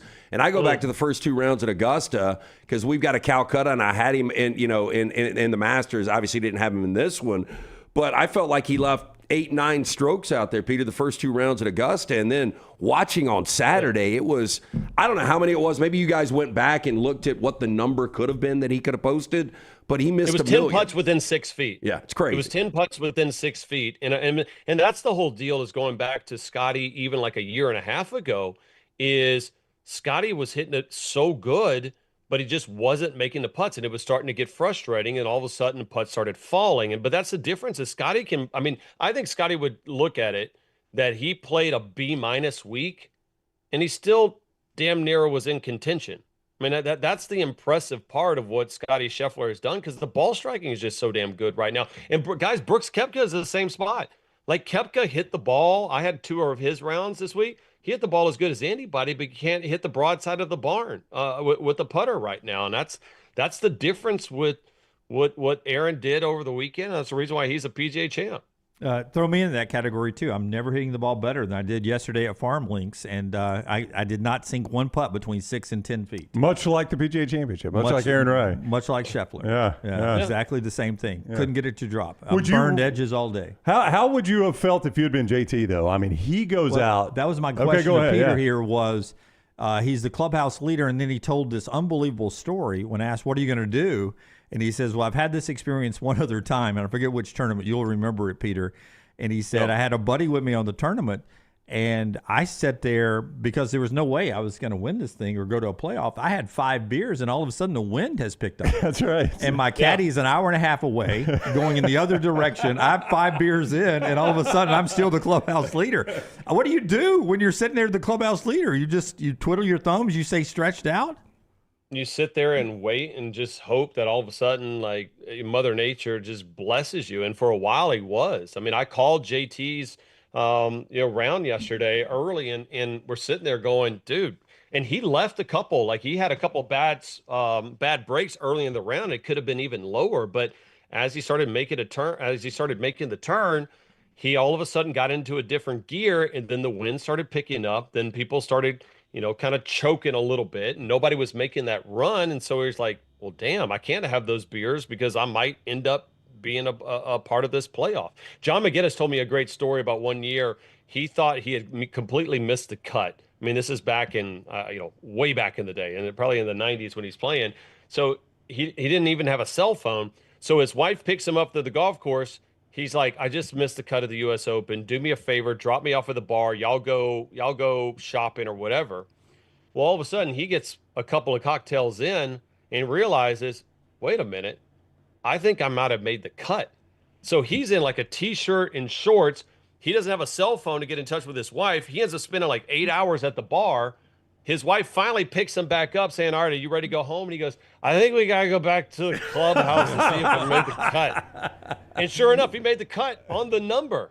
And so it's a weird situation for those guys, but ultimately it was a fun golf course. I can't stand when people in the golf media bitch and moan and complain about, the course is not great or whatever. Like, dude, suck it up. Like it is what it is. Yeah, I mean, because these guys have rightfully given me grief for this. I said Monday they're probably going to tear this place up. No trees. Rory and all the big hitters, Burnsy, are saying everybody thought that was the case. saying we can just pound it and deal with what we find, and that ended up not being the case, obviously. Yeah, I mean, and I think that's what happened is that the PGA of America looked at that, and it was like the old meme from The Last Dance of Michael Jordan. He's like, and I took that personally, right? Yeah. Like, they decided to put the pins in some tough spots. It was survival of the fittest. It was a great leaderboard, and it may not go down in the echelon or the history books as the greatest PGA championship ever, but we had like 30 guys jockeying for position late. Like it was. I thought it was awesome. Okay, so we did an exercise earlier. First-year coaches in the SEC football. Who's going to have the most success this year? We did 1 through 5. Is there an obvious one for you? If you look at Pete Golding, John Summerall, Alex Golesh, Will Stein, Ryan Silverfeld, is there one that is going to have the best season for sure in year one? I mean, I probably start with Pete, just in the fact that you got Trinidad, you got Keelan Lacey, and you'll have LSU at home. And because I also think you got to play into what are the expectations for these guys, right? I mean, like everybody wants to talk about Lane, but I was just with Blake Baker a couple of days ago on an event, and we're looking at it, and I'm like, bro, have you seen like your schedule? 1 bye week this year, not the 2. You're going to 9 conference games. You're opening against Clemson, and LSU has the latest bye week of any SEC school. So you're talking about playing 8 weeks in a row of a murderer's row schedule. Like, I mean, the idea that LSU is just going to flip the switch and go 11-1 with a quarterback that didn't even completely play spring football, I think is troubling. And I think that's part of the reason why I think even Lane, who can zoom out a little bit going, whether or not it's right he said this, like need a little patience. I think the idea that they're just going to flip the switch and go undefeated or 11-1 isn't going to work. I would feel better that what we think Ole Miss is going to be is really what Ole Miss is going to be, which I think could be a 10-2 college football playoff team. One of my lasting memories of doing the Nick Saban show all those years was the bye. It was 1 bye back in those days, and that bye was always before the LSU game. And the last 2 games before that, Coach would always talk to me off camera, usually about just how beat up, how tired, how they need that bye week. They need that bye week, and that was Alabama prime depth, and they needed to get to that bye week. I can't imagine with today's lack of depth how that plays on a roster now. Well, and that's what I talked to Blake, and that's what I talked to all these new coaches that I've been covering around in the SEC about. The 1 through 30 in the roster still looks the same for players. You're going to have contenders. The biggest difference is the 30 through 100. You don't have the depth. Kirby doesn't have a third-string defensive lineman that's going to be a first-rounder that's just biding his time. Now that guy's getting paid to go to somewhere else to play. So that's one of the reasons why I do wonder, with all the talk about college football playoff expansion and this conference going to 9 conference games, I don't know, if knowing what we know now, if the decision would still be made that you might have stayed at 8 conference games for a little bit, especially if the college football playoff was going to say, well, we're not really going to give you that much of more of a benefit of playing a harder schedule. Okay, so what we did was we ranked all the coaches' immediate success and long-term success. So there were 6, 3 of us, obviously, 6 possible rankings. Ryan Silverfield was 6th in all 6. All 3 of us had him dead last in immediate success and dead last in future success. Okay. Why could we be wrong? I mean, what would make us wrong about this? I was just in Fayetteville with them last week, and I just think a lot of people don't know who he is. And frankly, I didn't know who he was, right? Like we sat in his living room, and that was one of the questions me and Doring did on this new television series we're doing that's going to come out later this summer is, who are you? And what I realized is he's a guy that like legitimately wrote 100 different letters out of college trying to coach, and only 2 people answered that letter. Like he's just a process-oriented guy, and he's got a lot of NFL ties to it. So will it work? I don't know, because I think that's the bigger picture of how well-funded Arkansas is and how they can get recruits in there. But I don't know. I will say this. I spent time with Will Stein at Kentucky, and I was kind of blown away about how this is a young, energetic group that's going to bring a completely different mindset over into Lexington from a fundraising standpoint, from the way that they do it. So I actually really like what I heard from Stein and that crew coming out of Lexington as I met with them last week. If I put viral moments at 1.5, are you going over or under for Lane Kiffin before September 19th against Ole Miss? I mean, you could probably set it at 11.5, and I mean, they could, and I would take, and I'd hammer the over right now. Like Lane's just going to be Lane. And I keep going back on whether or not that's a good thing or bad thing. And I it's overall a great thing for us. It's a great thing for college football, because college football needs characters. Like the NFL doesn't have characters, right? You got a couple of them, but it's so just professional and cookie cutter anymore that nobody really stands out. And in Lane, you're going to get either you love them or you hate them right now. And I'll be honest with you, I know where Ole Miss fans are with them. And I think LSU fans are starting to go like, dude, enough is enough about the whole Ole Miss thing. Like, what are we doing? Like, there's no value in any of this. You broke up with the girl, and now you're telling us about how the girl had all these flaws. We don't care. Like, you're here, win games. And that goes for everybody at LSU. Like, I don't need to hear, Verge Osbury, I like.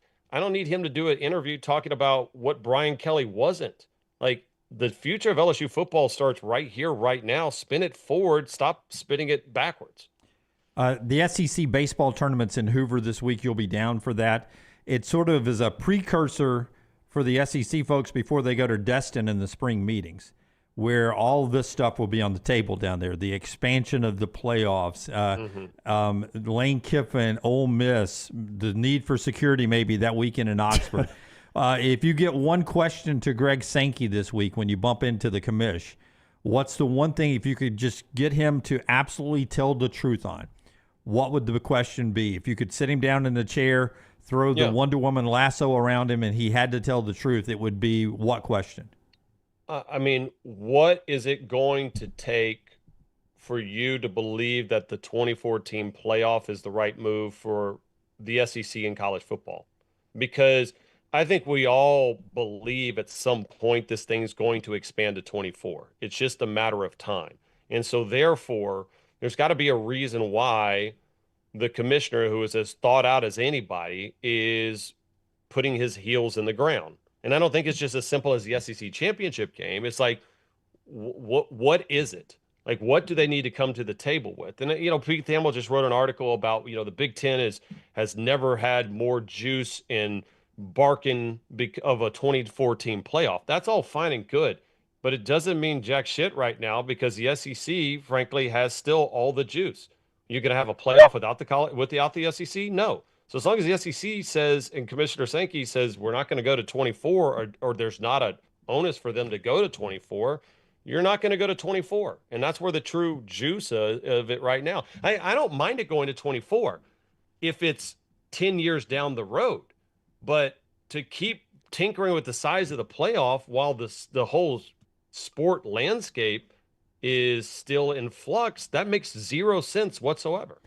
Okay, so as you come to Hoover, I'm looking at Baseball America right now, a trusted resource. They have 5 of the 8 national seeds in baseball as SEC teams. Georgia 3, Texas 4, Auburn 6, Bama 7, and A&M 8. Mm-hmm. How solid do you feel that is? Like, I think we overvalue college basketball tournaments based on the way the selection committee looks at them. I don't think the committee pays that close attention to college basketball tournaments. How does the committee do with college baseball? How solid are these 5 of 8? It's about this. It's about the same. The thing is that I think that there is a fatigue to a certain extent for how good SEC baseball has been. But then again, it's just no different than softball. We got 9 teams that made it to super regionals. It's the best conference in softball. It's probably the best thing in baseball as well, too. So I still think ultimately you're probably coming out with, 4 at best when it comes down to it of how many top 8 seeds that you're going to get that have an opportunity to host in regionals and super regionals, and something crazy might happen. So, it's just so weird to think that we have this amount of success and LSU is having arguably the worst season in LSU baseball history, which is crazy to think of down there in the 225. With a pretty big payroll too. Yeah, right? I was told before the season started, this is somebody in the college baseball world, that LSU, he said the word on the street was like $8.5 million for that roster, which look, you never know about these NIL numbers, but apparently they were paying. Yeah, I mean, I the thing is everything. Everybody's got their hand out in every single sport right now. And for LSU, Kim Mulkey's got her hand out for her players. Jay Clark, championship gymnastics coach. All of these, Will Wade now, they're all going out there and there's not that much money to go around. I think the frustration that came from Jay Johnson this year is even though that Tommy White and Paul Skeens worked in the transfer portal a couple of years ago, you weren't paying them free agent money. And now if you miss, quote unquote, on these guys, you're not giving opportunity for the younger guys that you've been recruiting for 3 or 4 years to come into your system and play. And when LSU did that, they started playing a little bit better. But it all comes down to pitching. And that's the problem now is that we don't have Auburn's close to it. We don't have a 1, 2, 3 stud as far as a rotation wise in the SEC. We've always got one good pitcher, but then there's so much parity in this league right now. And I think that's the reason why some of these other conferences are starting to, UCLA right now is playing real well. Georgia Tech's playing well right now. It's just the SEC doesn't have a place where we got 3 unbelievable arms that can shut down people when it comes to regional, super regionals in Omaha. All right, he is Peter Burns. You will see him on the SEC Network, hear him on ESPN Radio, see him on ESPN doing golf. He is everywhere. Burnsy, thank you very, very much for the time. It is always fun catching up with you. What's the underwear again that I need to get? Well, they're not a sponsor, so I can't throw it out. But I'll text you. My favorite thing is one time me and Jordan Rodgers were doing a spring tour at A&M, and my bag was lost, and I was like, "Can I borrow some your underwear?" No, you didn't. And I needed some. I wasn't gonna just freelance it there. And to this day, I have the nicest pair of Lulu underwear from Jordan Rodgers that I wear. It's my nicest pair. So just thought I'd share that. Yeah, bamboo base though. Just look for any of the bamboo base. Did you wash them first, or did you assume Jordan had washed them? Well, I'm sure they were clean. I can't believe he's going to take dirty underwear on a road trip. I would argue once a man has worn it once, it's always dirty. That would be my argument. Quick, this is a conversation for you guys that me and Dorian got yelled at or debated a couple of days ago. We were on a trip over actually in Arkansas, and I didn't have my razor. And I said, would you ever allow another man to use your razor as long as you knew that the razor had only touched his face, not other parts of his body? It would be a no for me, dog. But maybe other people like toenail, nail clippers, no. Razor, no. Why not the razor? Is it disposable or is it like a family heirloom? No, razor? like a Mach 3 or whatever. See, I'm an electric razor guy, and you guys. I just feel like you're getting some skin with it. I don't know. It's just a lot of DNA on DNA. Getting a lot of stuff. If it's disposable razor, that if you're in a jam and you wanted to use mine, you can have it. I don't want any of it back. I can give you a pair of underwear. I don't want it back. Let me ask you this: once you have it, you can have it. How many times have you used another woman's toothbrush? Which is really disgusting, but I've done it. Yeah, when you got to, you got to. Yeah. So yeah, probably 2 or 3 times. But that is disgusting, and I've done it. Yeah, you see the toothpaste. The toothbrush almost a bridge too far, but the razor, I'm like, it's just, I don't get the angst about the razor. So your team anti-razor, and then Both of you guys also? No anti-razor for me. The toothbrush would not bother me at all. I'm hypocritical. Yeah. Like that's the most disgusting one of the book. I agree. No, not a guy, right? Yeah, but I'll use a girl I've hooked up with. Well, that's what I'm saying. You've justified it by, look, I've open mouth kissed this person multiple times. Yeah. But I have, in a pinch, I've had to use girlfriend Maddie's razor before. So, Like her leg razor for your face? Yeah, I mean, in a pinch on a trip. Yeah. My wife, I would use any razor. I'm just saying a little bit different. I would not trade razors with a guy ever. My wife, I would. Dating days, toothbrush, no problem at all, because I run the hot water over it, give it a nice cleaning, and we've just hooked up. If I'm in that situation of another girl, would never do it with another guy. There you go. There you go. All right. Awkward transition to commercial break. This is quite awkward. Oh, we'll do some commercials. Don't you worry. Burnsy, thank you, buddy. Have a good one. See you, boys. All right, take care. Peter Burns with us on the Alexander Shinara Trial Attorneys Hotline. As Lance gets ready to tell us about Lance's Lock and Hemphill, the SEC baseball tournament at Hoover, the SEC softball down to the Sweet 16, the Super Regionals. As Burnsy said, 9 of the 16 are SEC schools. That includes Alabama, who I think is one of the more enjoyable Patrick Murphy teams. They can do it all. And they host LSU, so it's SEC on SEC, Friday, Saturday, Sunday. Arkansas plays host to Duke of the SEC. Another All-SEC Super Regional is Mississippi State and Oklahoma. Another All-SEC Super Regional is Georgia and Tennessee. Texas Tech brings their NIL to Gainesville to play Florida in a best-of-3, and Arizona State takes Fear of the Fort to Austin to play Texas in a best-of-3.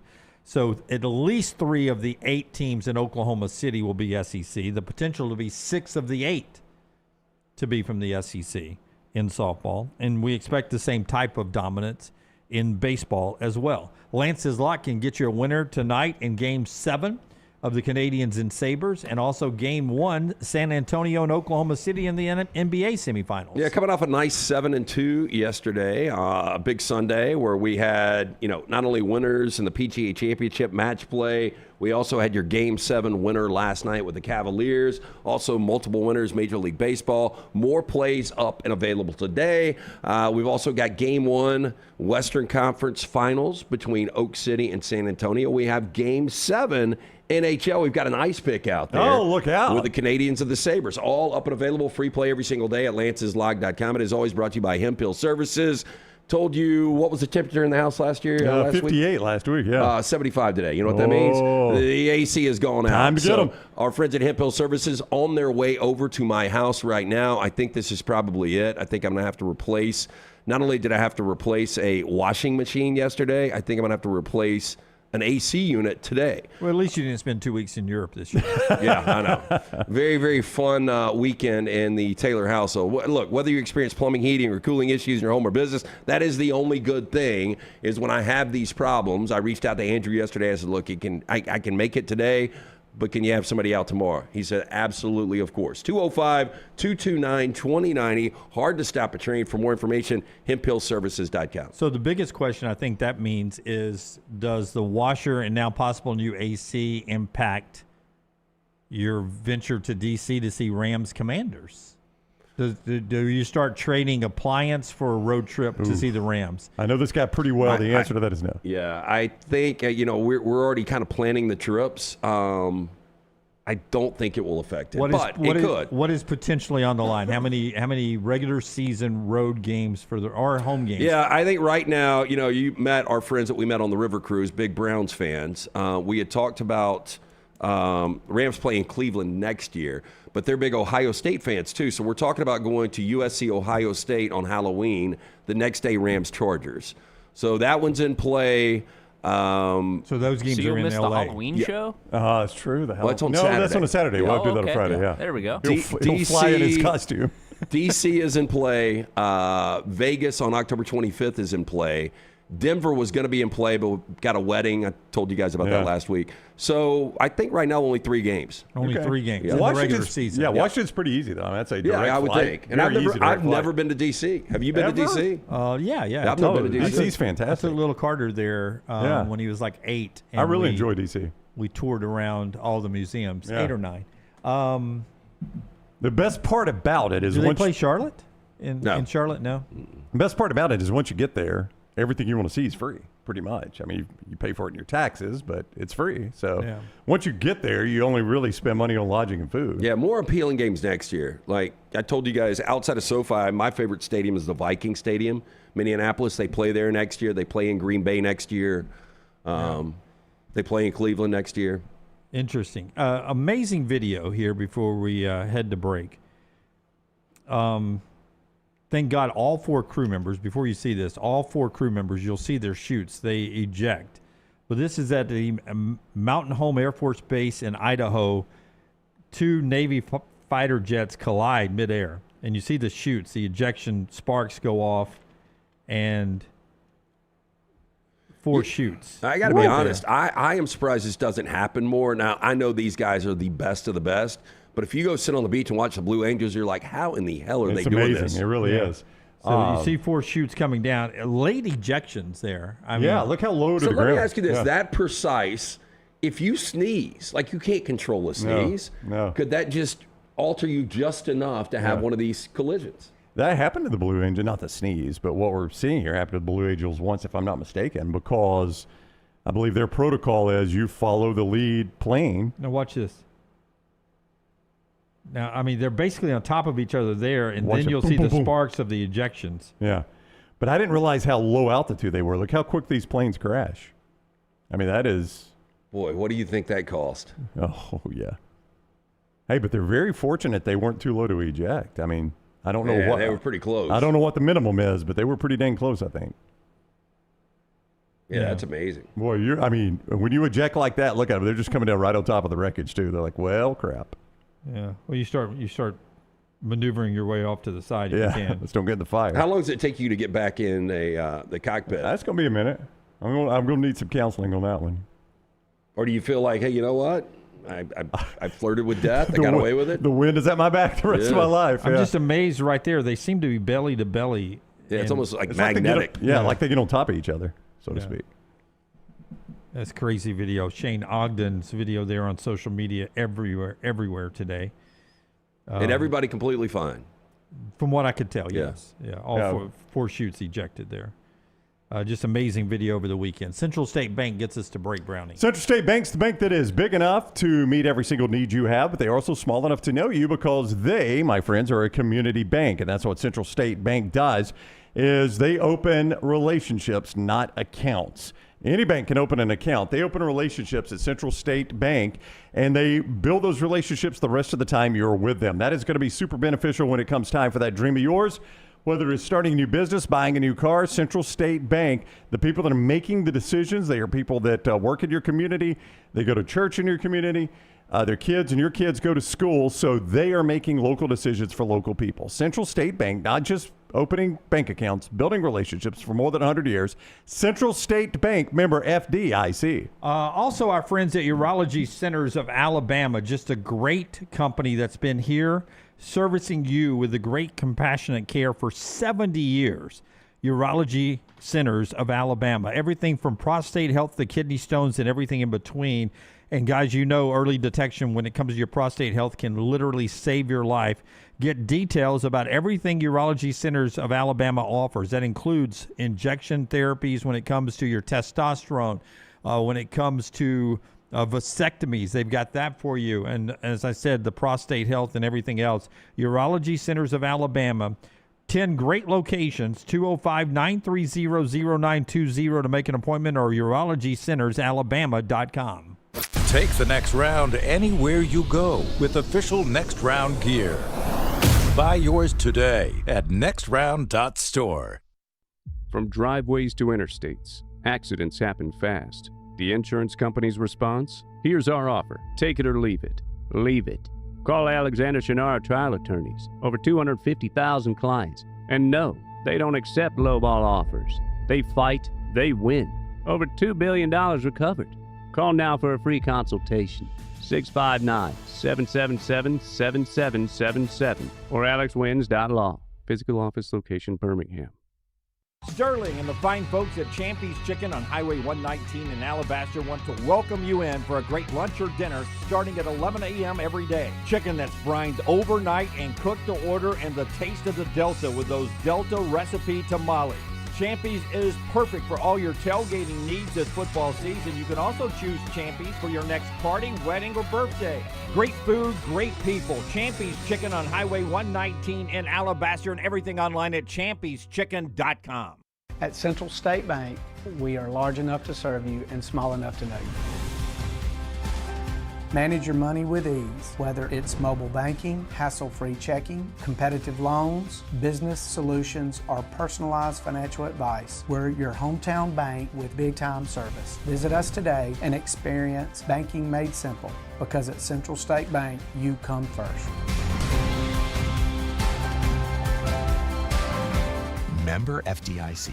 Next Round shirts, Next Round hoodies, and Next Round hats all in one place, nextround.store. Find your favorite piece of gear from your favorite show and put it in your rotation. You never know, you might be in one of our videos showing Next Round gear being worn all over the world. Find all of your favorite Next Round gear by visiting nextround.store. Place an order for you and that big Next Round fan in your life at nextround.store. Look your best at work, at school, at the stadium, or anywhere you go wearing Next Round gear from nextround.store. Hey, there's nothing worse than waking up to a plumbing problem. Don't get caught in a flooded house. Call the guys at Hemp Hill Services. Adam, Chad, and the team at Hemp Hill are the only ones I trust to fix it and fix it right the first time. Hemp Hill Services does it right and always at a fair price. For all of your plumbing, cooling, and heating needs, trust the name that Birmingham has trusted since 1954. That is Hemp Hill Services. Call now, 205-229-2090. That's 205-229-2090. Storm season is here. Make sure you have a plan of action in place right now. Greg from Pell City and Storm Restoration Roofing should be your first call when storms hit. Insurance companies love working with Storm Restoration Roofing because of Greg Nelson's name and reputation in the industry. When storms hit, call Greg Nelson. He's local, 205-542-3531. He's the home of the free no-cost roof inspection. Greg from Pell City on Facebook, 205-542-3531. It's Storm Restoration Roofing. Hey, let me tell you about our friends at Urology Centers of Alabama. Compassionate and comprehensive urological care with 35 physicians, 17 locations across Alabama. Their patient-centered approach to all of your urological needs. Remember, they've got that new men's health center. It is beautiful, helping men with a wide range of sensitive male issues in a comfortable environment. You can always go online, visit urologycentersalabama.com, schedule an appointment with one of their many urologists today. Hey, Lance Taylor from the Next Round to tell you about one of our favorite places for breakfast, lunch, and dinner. That is Hamburger Heaven since 1982. Hamburger Heaven has been serving Birmingham's best hamburgers, cheeseburgers, French fries, hand-spun milkshakes, and sandwiches made fresh to order. All of their ingredients are fresh and prepared daily. This includes their beef, always fresh, never frozen, hand-pattied each and every day. For breakfast, lunch, or dinner, visit any of the 4 locations, Highway 280, Irondale, Gardendale, and Homewood.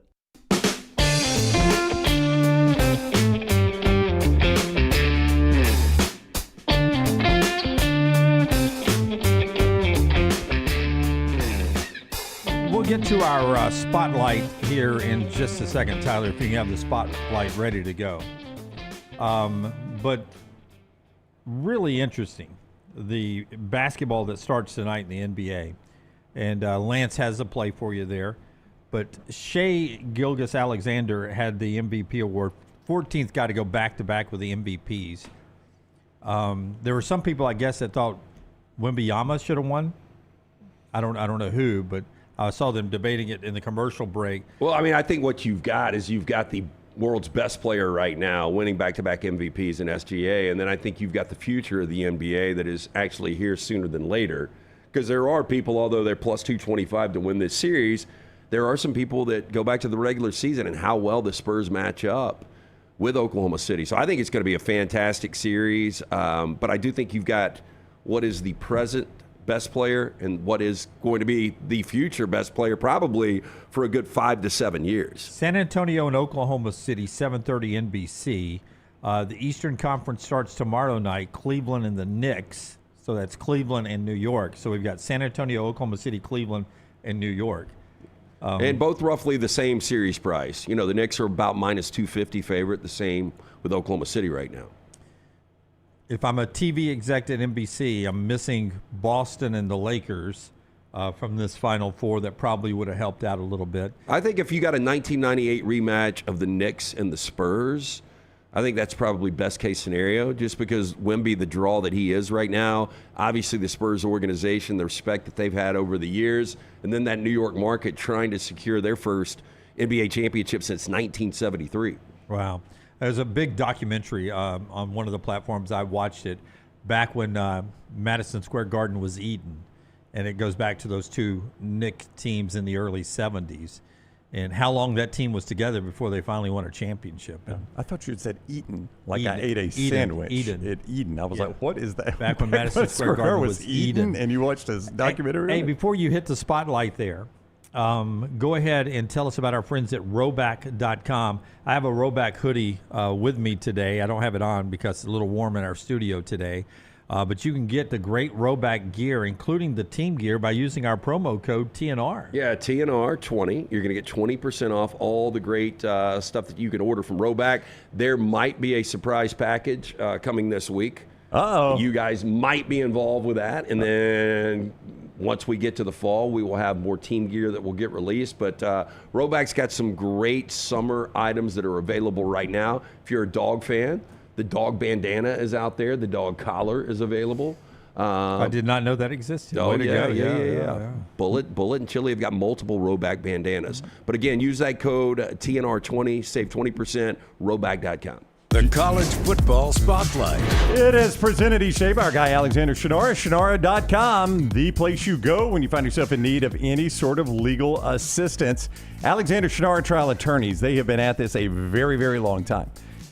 In fact, Alexander was born in Birmingham. He was raised here, went to college at UAB, roommates with our guy AK, Andy Kennedy.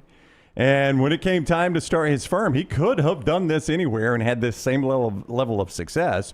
But he was like, nope, I want to do it in my hometown, help my hometown people. Well, $2 billion recovered later. He is still doing it in Birmingham, Alabama. Shinara.com. You don't pay a dime unless they win your case. Shinara.com. Listen, I'm not here to make excuses for Ryan Coleman-Williams at Alabama. But when you read, if you get the opportunity, it's behind a paywall if you're not a member of The Athletic.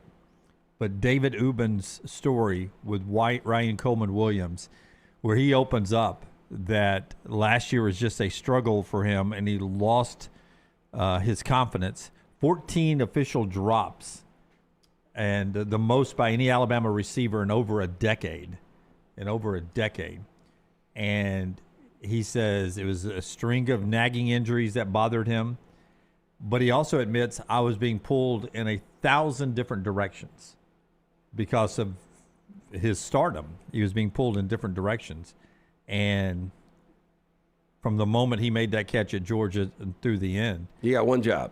Yeah, and I overstate that. No, Yeah, but I believe that. That's not the case anymore. Yeah. You don't have one job, especially when you're. You should. You should have one job you focus the most on. Your most important job, though, is once the ball hits you in the hands, is to catch that ball, especially when you're making seven figures. I 100% believe that, Jim, at today's age, that he probably was being pulled in a million different directions.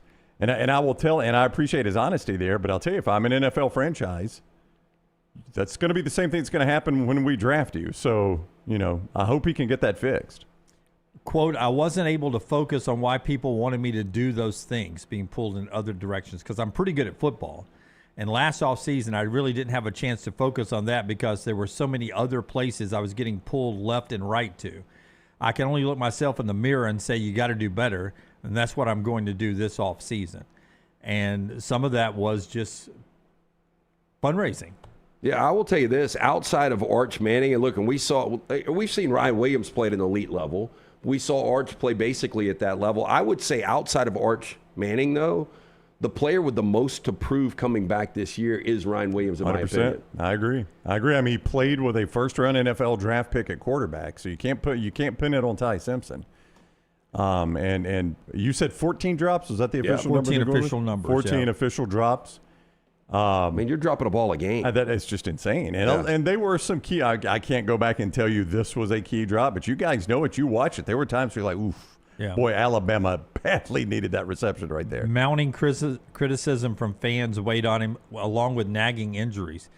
Concussion in the Florida State game, leg injury in October, was never really 100% all season long physically. And I know the naysayers will say that's a bunch of excuses, right? Well, I mean, it does sound like that, yes. I'm not going to lie. But it can wear and tear on you. I mean, you think about, we do this all the time with Alabama. You go back to Nick Saban's time there. The players not pulled in the same directions that the players nowadays are pulled in because they didn't have to do fundraising because it wasn't a problem when Nick Saban was there. Not a problem, but you didn't have to do as much of it. Nick Saban said, I needed this, and he got it. Yeah. You didn't have to, raise money for NIL to pay the entire roster and all that. Ryan Williams last year, now Ryan Coleman-Williams, was a guy that if they were, signing autographs to raise money for Alabama, that was one of the guys you would call on and say, hey, we need you, man. We need you. I will say the other side of that is Ryan also can say no to the money, and Alabama will gladly let him play for free.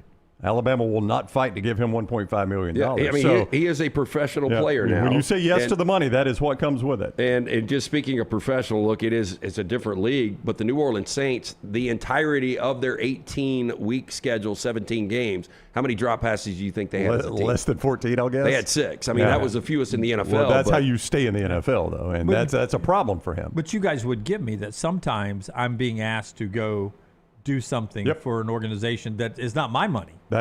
It's money for everybody on the team. That is true. Okay. So, I mean, if I am the star, if I'm the face of the team, the one that's going to draw, that's also going to get the quarterback paid, that's also going to get the defensive back paid, it's my obligation to the team to go meet those obligations. Yeah. All right? And as G. Wilson points out, he probably gets called on to do some recruiting too, but that's going on forever. I mean, players have always had to recruit. No, but every other player like Jeremiah Smith's doing the same stuff. Yeah. He's just not dropping passes. Yeah, and Cam Coleman. I mean, you think Cam Coleman, the estimates are somewhere around $3 million at Texas, whether true or not. Well, Jeremiah Smith got apparently offered $10 million to go to Miami and turn it down. So whatever Jeremiah Smith's making at Ohio State's significant. Cam Coleman probably going to make $3 million at Texas. There's going to be a lot asking those guys too. And listen, hopefully Ryan Coleman-Williams can play as well as those guys. But that is just the reality of where you are right now. You're right, Jim. You're going to be asked to. When you're the face of a program, and Ryan Coleman-Williams is one of the faces of Alabama football, you're going to be asked to do things a lot of other guys don't get asked to do. It comes with the territory. Really? But it gets magnified when you decide to take the 1.5, the 3, the 3.5, whatever million. When you take that, you have already said, I'm signing up for this, and it's tough. Nobody's going to say it's easy. But at a place like Alabama, as opposed to Texas and Ohio State, the two examples you guys use, there is a need for the face of the programs to go out and raise money so that other people can get paid. That is correct. You don't have to do that in Ohio State and Texas. Read the whole story, David Ubben there at The Athletic on Ryan Coleman-Williams and why he went into the name change going into this off season. One more thing to get to before we get to the viewing menu, being brought to you today by our friends at Inverness Country Club. ICCalabama.com. Boy, we had a great time out there this weekend. I played with my good friend, you guys know him too, Larry Lida, in the Inverness Bash. Their annual event out there, the Bash. Larry and I finished second, got nipped there at the end, but that's okay. We finished second. Second place finish pays. What a great time it is out there because you get to spend time with people, and we got to meet some people that I still had never even met as members there at Inverness, and that's the great part of it. When you go for a tour at Inverness Country Club, you're going to find a course that is absolutely beautiful. It's in great shape right now. You're going to find a clubhouse that is great. The food is fantastic. The tennis facility under construction right now is fantastic. But what you're going to say is when you leave there, man, the people, how nice were the people? So call Aaron right now. When you're looking for a club home in Birmingham, Inverness Country Club can be that place. 205-991-8608. 205-991-8608. Erin Hilliard is her name. Delightful person to talk to. She loves the show. Talk some show with her and say, I want to see the course where the next round where they are members. 205-991-8608. ICCalabama.com. The best days happen at Inverness Country Club. I thought this was interesting, too. 2 of the 3 highest drop rates in the NFL last year, former Alabama players. Jamison Williams had the worst drop rate. He dropped 12 passes on 102 targets last year. And number 3 was Jerry Jeudy. It's just interesting that 2 Alabama players are in the top 3 of drops. All right, so before we get to the viewing menu today, a couple of basketball notes. Michigan gets Elliot Cadeau back from the NBA Combine. He says, I'm not staying in the draft, so Cadeau returns to Michigan. Good move on Cadeau's part, by the way. And then there's Amari Allen, who tells Isaac Trotter of CBS that if I am a second-round guy, I'm going back to Alabama. And he lets it out that Nate Oates and the coaching staff had told him that he will be an on-ball guard, is what he says in the Isaac Trotter story at CBS, that I'll have the ball in my hands a lot more this year. Last year, he was an 11.7 rebound guy. Amari tells Isaac Trotter, I think I can be a 20-10 guy.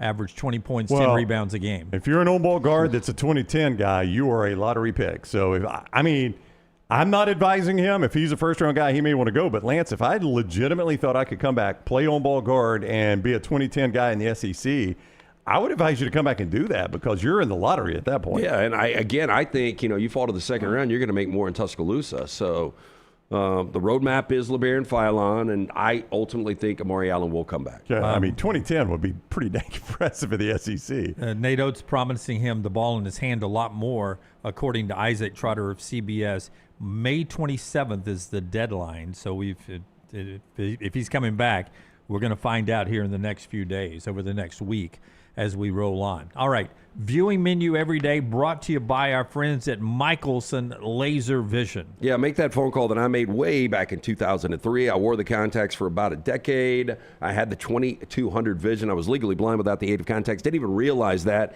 After the procedure, which only took 12 minutes for both eyes, 2015 vision, better than 2020. When you make that phone call, ask for Amy. Tell her the next round sent you. 205-969-8100 for more information. MichelsonLaserVision.com. All right. So over the weekend, I saw Top Gun Maverick twice because it is that good on the big screen. There's a few more days where it's playing. So if you haven't seen it yet on the big screen, go check it out before you miss it. Did you tell me the original one is also on the big screen? Or original one also on the big screen. See, I'd rather go back and watch the original again. I saw Maverick on the big screen. It was fantastic. But just the original, that would appeal to, what year was that, 84? 86. It was the only movie me and Chuck went to just father-son. Oh, really? That was it? That was it, Top Gun. That would appeal to 10-year-old Ryan Brown to go back and see that on the big screen again, I think. So I may try to do that before. You want to see the volleyball scene on the big screen? Hey, of course he does. All shiny chest. Did they lube him up? It's so weird, though, that he would play in blue jeans and no shirt. That always bothered me. He's like, do you want to put on shorts? Nah. He's got blue jeans. Blue jeans and no shirt playing volleyball. So beach volleyball. Didn't he just roll in off his motorcycle? Oh, he did. Came upon the game? He did. Leather jacket on. But then he's all sweaty after that. T-shirt back on, leather jacket back on. Let's get on the bike. Yeah, you wonder why he needed the leather jacket when it was 90 degrees out there. If you're sweating that bad playing volleyball. Well, in the new one, he's wearing the leather jacket half the time, and they're in San Diego. Yeah. What time of year in San Diego do you need a leather jacket? Yeah, that was the status symbol. It was the flight jacket. Of course, but they did have the greased-down football game, right? They did, yes. They did. But tonight I will be watching a re-release of the Attack on Titan movie. It's an anime, so that turns you guys completely away from it. That's cool. But it is one of the best stories ever made, in my opinion. It's like Game of Thrones if it's centered around the people on the wall, the Night's Watch. Okay. Well, that was an interesting element to Game of Thrones, I thought. Yep. Seems like that could get a little boring. Did they leave the wall a lot? They do. They go beyond the wall. I know they did occasionally, but they left enough. I don't know if I would have wanted to go out there with all those White Walkers. I know I wouldn't have. Stay on the wall. That's why the wall existed. Yep.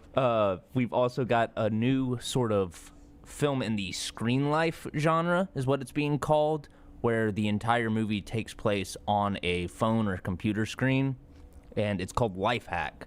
Kyle and his friends hack for fun, pranking online scammers. Seeking a bigger thrill, they target billionaire Don Hurd through his daughter Lindsay's social media, stealing his cryptocurrency. I believe it's produced or executive produced by Michael Fassbender. He's been throwing a lot of his money behind scripts and creatives that he really believes in, and it's been getting a pretty limited showing since it struggled to get distribution. So I'm gonna go help him out. So one of my pet peeves in a movie though is when it has a confusing storyline like cryptocurrency. So you've always got to shoehorn the scene in where The dumb person's Gotta like, what? explain it, yeah. What's cryptocurrency? Yeah. Basically, it's this. Like, you're just insulting your theater. Like, these are the dumbest people, so I've got to have this stupid scene so it can get explained. But you got to do that in this movie, I would think, wouldn't you? Probably. I don't know. I mean, I think most people that go into this probably know a little bit about crypto. I'm just going to pass altogether. Today on the next reel, we will film right after this, and we're going to be doing something you guys will love, our most disturbing films we've ever seen. Audience suggestion. So with Lance, that's going to be extensive. Oh yeah, we're my list is looking pretty dark. I wonder if we'll have any duplication at all. I wouldn't. I feel good but I've thought that for the past few lists, and there's always one duplication. I actually think these guys might have seen one of mine. All right. Oh, yeah. No, I know what it is. Okay. Did you recommend it while also saying do not watch this? No, it's not Dear Zachary. That's a documentary. Yeah. Oh, it's a documentary's a film. Yeah. Is it Dear Zachary? Maybe. Okay. Well, I haven't seen it. Watch the next reel, though. Yeah. Check it out. Definitely check out the next reel. I'm sorry, Lance was so condescending. A documentary is a film. Well, it is. I mean, it is. What do you think it is? It's a documentary. I thought we had different categories. That's on me, though. This doesn't stop being a movie. Peacock has added the Ministry of Ungentlemanly Warfare to its catalog. So if you're a Guy Ritchie fan or a Henry Cavill fan, you can watch him and Alan Richardson take out some Nazis. What did you think? Like, I saw the trailer. I was like, this is way too much. This is Guy Ritchie that I won't like. But it was based on a true story, wasn't it? Yeah, based on the true story of Operation Postmaster, where the British government sent some of their soldiers behind enemy lines to sabotage German plans. And it's just a very over-the-top, wacky take on that. So it's fun, but you're not getting like a hard-hitting historical drama if that's what you're expecting. And finally today, on FX, if you don't want to bother with streaming or going out tonight, tune into FX at 6 or at 8:30, and you can watch Air, which I think is really well done. I would agree. Very well done. I enjoyed that a lot. That's all I got. Air.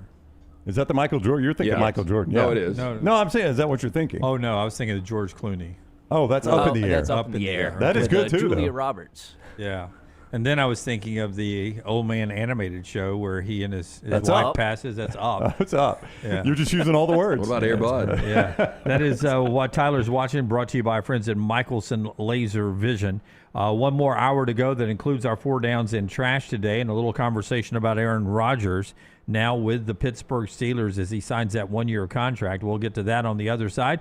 On the show that's being brought to you by our friends at Way to Wellness. Your journey to healthy living. Leslie and her board-certified team can jumpstart your weight loss and help you maintain that weight loss. Get some good numbers as well using a diet or controlling your eating plans when it comes to your cholesterol and other things. Find out everything Leslie and her team can offer you by going to the website, aplanforme.com. Aplanforme.com. There's no contracts. There's no sign-up fee, and the first consultation's free. Injection therapy to meal replacements and everything in between. Leslie and her board-certified team. The website, again, aplanforme.com. It's Way to Wellness, your journey to healthy living. Follow Brownie on Twitter and Instagram at Ryan Brown Live. Hop in. Injured in an Uber or Lyft? Here's the problem. Was it the driver's fault? The other car? The app company? Good luck figuring that out while you're trying to heal. Alexander Shinar Trial Attorneys, they've got a guy for rideshare accidents. And here's the best part. They don't get paid unless you do. You heal. They fight. One call, 659-777-7777. Or visit alexwins.law. Alexander Shinar Trial Attorneys. Because rideshare accidents need an experienced team. Physical office is Birmingham. Sterling and the fine folks at Champy's Chicken on Highway 119 in Alabaster want to welcome you in for a great lunch or dinner starting at 11 a.m. every day. Chicken that's brined overnight and cooked to order, and the taste of the Delta with those Delta recipe tamales. Champy's is perfect for all your tailgating needs this football season. You can also choose Champy's for your next party, wedding, or birthday. Great food, great people. Champy's Chicken on Highway 119 in Alabaster, and everything online at champyschicken.com. At Central State Bank, we are large enough to serve you and small enough to know you. Manage your money with ease, whether it's mobile banking, hassle-free checking, competitive loans, business solutions, or personalized financial advice. We're your hometown bank with big-time service. Visit us today and experience banking made simple, because at Central State Bank, you come first. Member FDIC.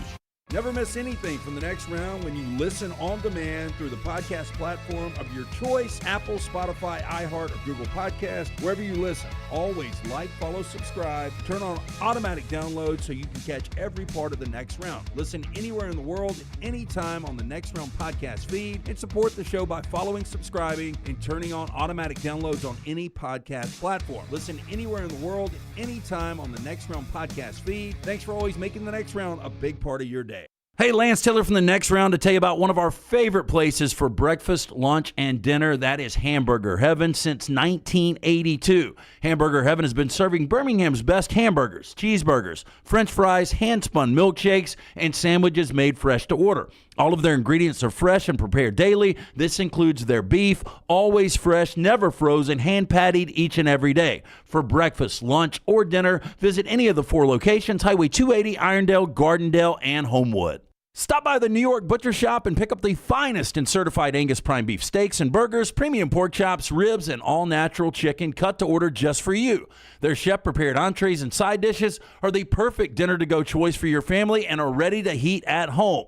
With a great selection of fine wines and desserts, the New York Butcher Shop is your one-stop dinner shop. 2 locations to serve you, Cahaba Heights and on Highway 119 in Greystone. The New York Butcher Shop, rare quality, well-done service.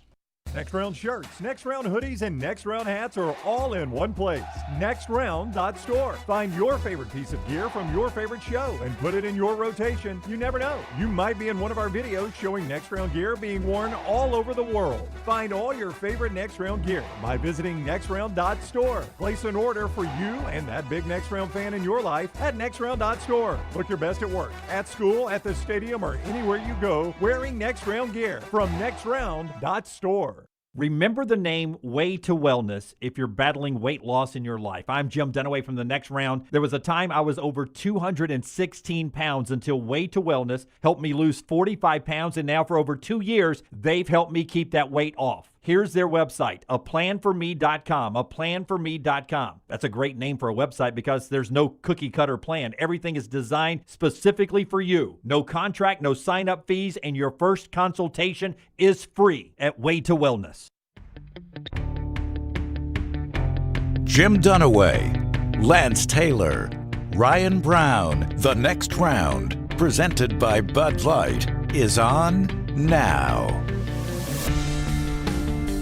Final hour of the show brought to you by our friends at Champy's World Famous Fried Chicken. Sterling and the crew ready to serve you up a nice piping hot lunch today.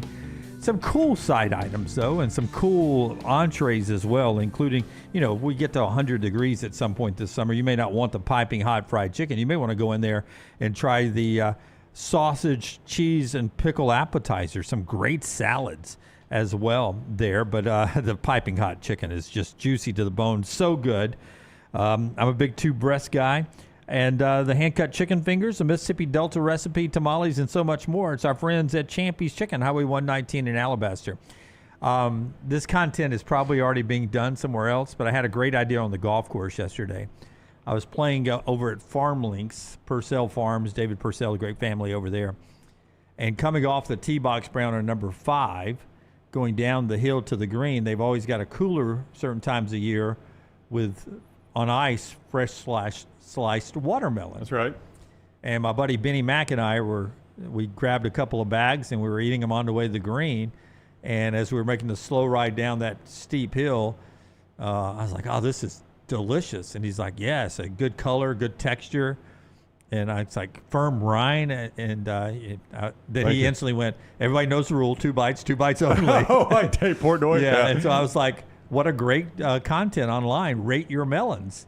And then the first thing you always have to say, not the content you thought it was going to be. Send us your DMs now. Today we've got the watermelons from Purcell Farms. So that's a good melon. Today it's a So dewberry from whatever the green melons are called. What are they called? A dewberry? What are they called? Honeydew? Honeydew. Yeah, I mean, if your melon is not the right ripeness. Oh, yeah. Yeah, it can be too ripe. In the summer, like you put a melon down in a cooler of ice and then slice it. Oof, that good cold watermelon in the summer That's is what this so was. good. That's what this was as well. We had just chopped one up grilling outside on Saturday as well. So you like cantaloupe? I like cantaloupe. I like cantaloupe too. I like honeydew. I love cantaloupe. I used to hate watermelon when I was a kid. Did you really? Hated it, but have grown to love it. And I went watermelon Saturday, watermelon Sunday. Oh, I got some waiting on me. I'll tell you what I home. don't like though. I love fresh watermelon, but sometimes if you get like a watermelon drink, like the smell of the watermelon. Yeah, it's got to be just right. I'm with you on that. Jesse Lusk, my granddad, used to. I mean, he ate watermelon all the time, and he'd Roll Tide, Jesse. he'd slice piece, and he'd get it, little salt shaker, put some salt on it, and eat it. I never had salt on mine. I like mine as sweet as possible. I guess it was too sweet for him, so we wanted to cut that sweetness. Salt on a watermelon's pretty good. Oh yeah, I didn't like it. I liked it just as sweet as it could be. Again, I'm rewatching Mad Men. I think for the third time. I watched an episode over the weekend. That's Yeah. weird. What Jennifer is- just turned the TV on. I was like, let's just click on that Mad Men episode. Well, it's nonstop on AMC right now. It's just every day. It's like Law and Order and Friends. It's just nonstop. Yeah. Mine was the but episode I'm back where rewatching it on streaming. But where Roger goes in the kitchen when Don's going to get that bottle of vodka, and he and comes makes a on move? and he makes a move on Birdie. Oh. And then Don walks in, and it's like the most awkward situation ever. And blames it on Betty. Yeah, he's like, "What did you do to him?" Yeah. Quit showing them titties. But I'm watching the other day. The episode was where Betty's dad was eating ice cream right out of the carton, and this is what made me think of it. And he's selling it with Sally. Is Sally the girl's name? Sally, yeah. Yeah, sharing it with Sally. They've each got a spoon. But every time he'd pull a spoonful of vanilla ice cream, he'd hit it with a salt shaker on top of it. I've never seen that ever. I've never seen that. You know, speaking of Sally, it's the kids kill. Like that show was great. Sally was obnoxious. Like we're watching Homeland right now. Maddie's never seen it, and Dana, it turns. the daughter, Yeah. is so terrible. Yeah, when they try to shoehorn kids in, like you got to have them. I get it, but when they try to really force them in, just let them walk in and out. But then you got same way with the women, right? Don't you agree, guys? well, but you don't agree that the no, the thought Taylor Sally- Sheridan women are awful. I thought Sally turned into an important character near the end of she Mad does. Men. But it's also like I liked Modern Family until the they two were little awful. boys hit puberty. Yeah.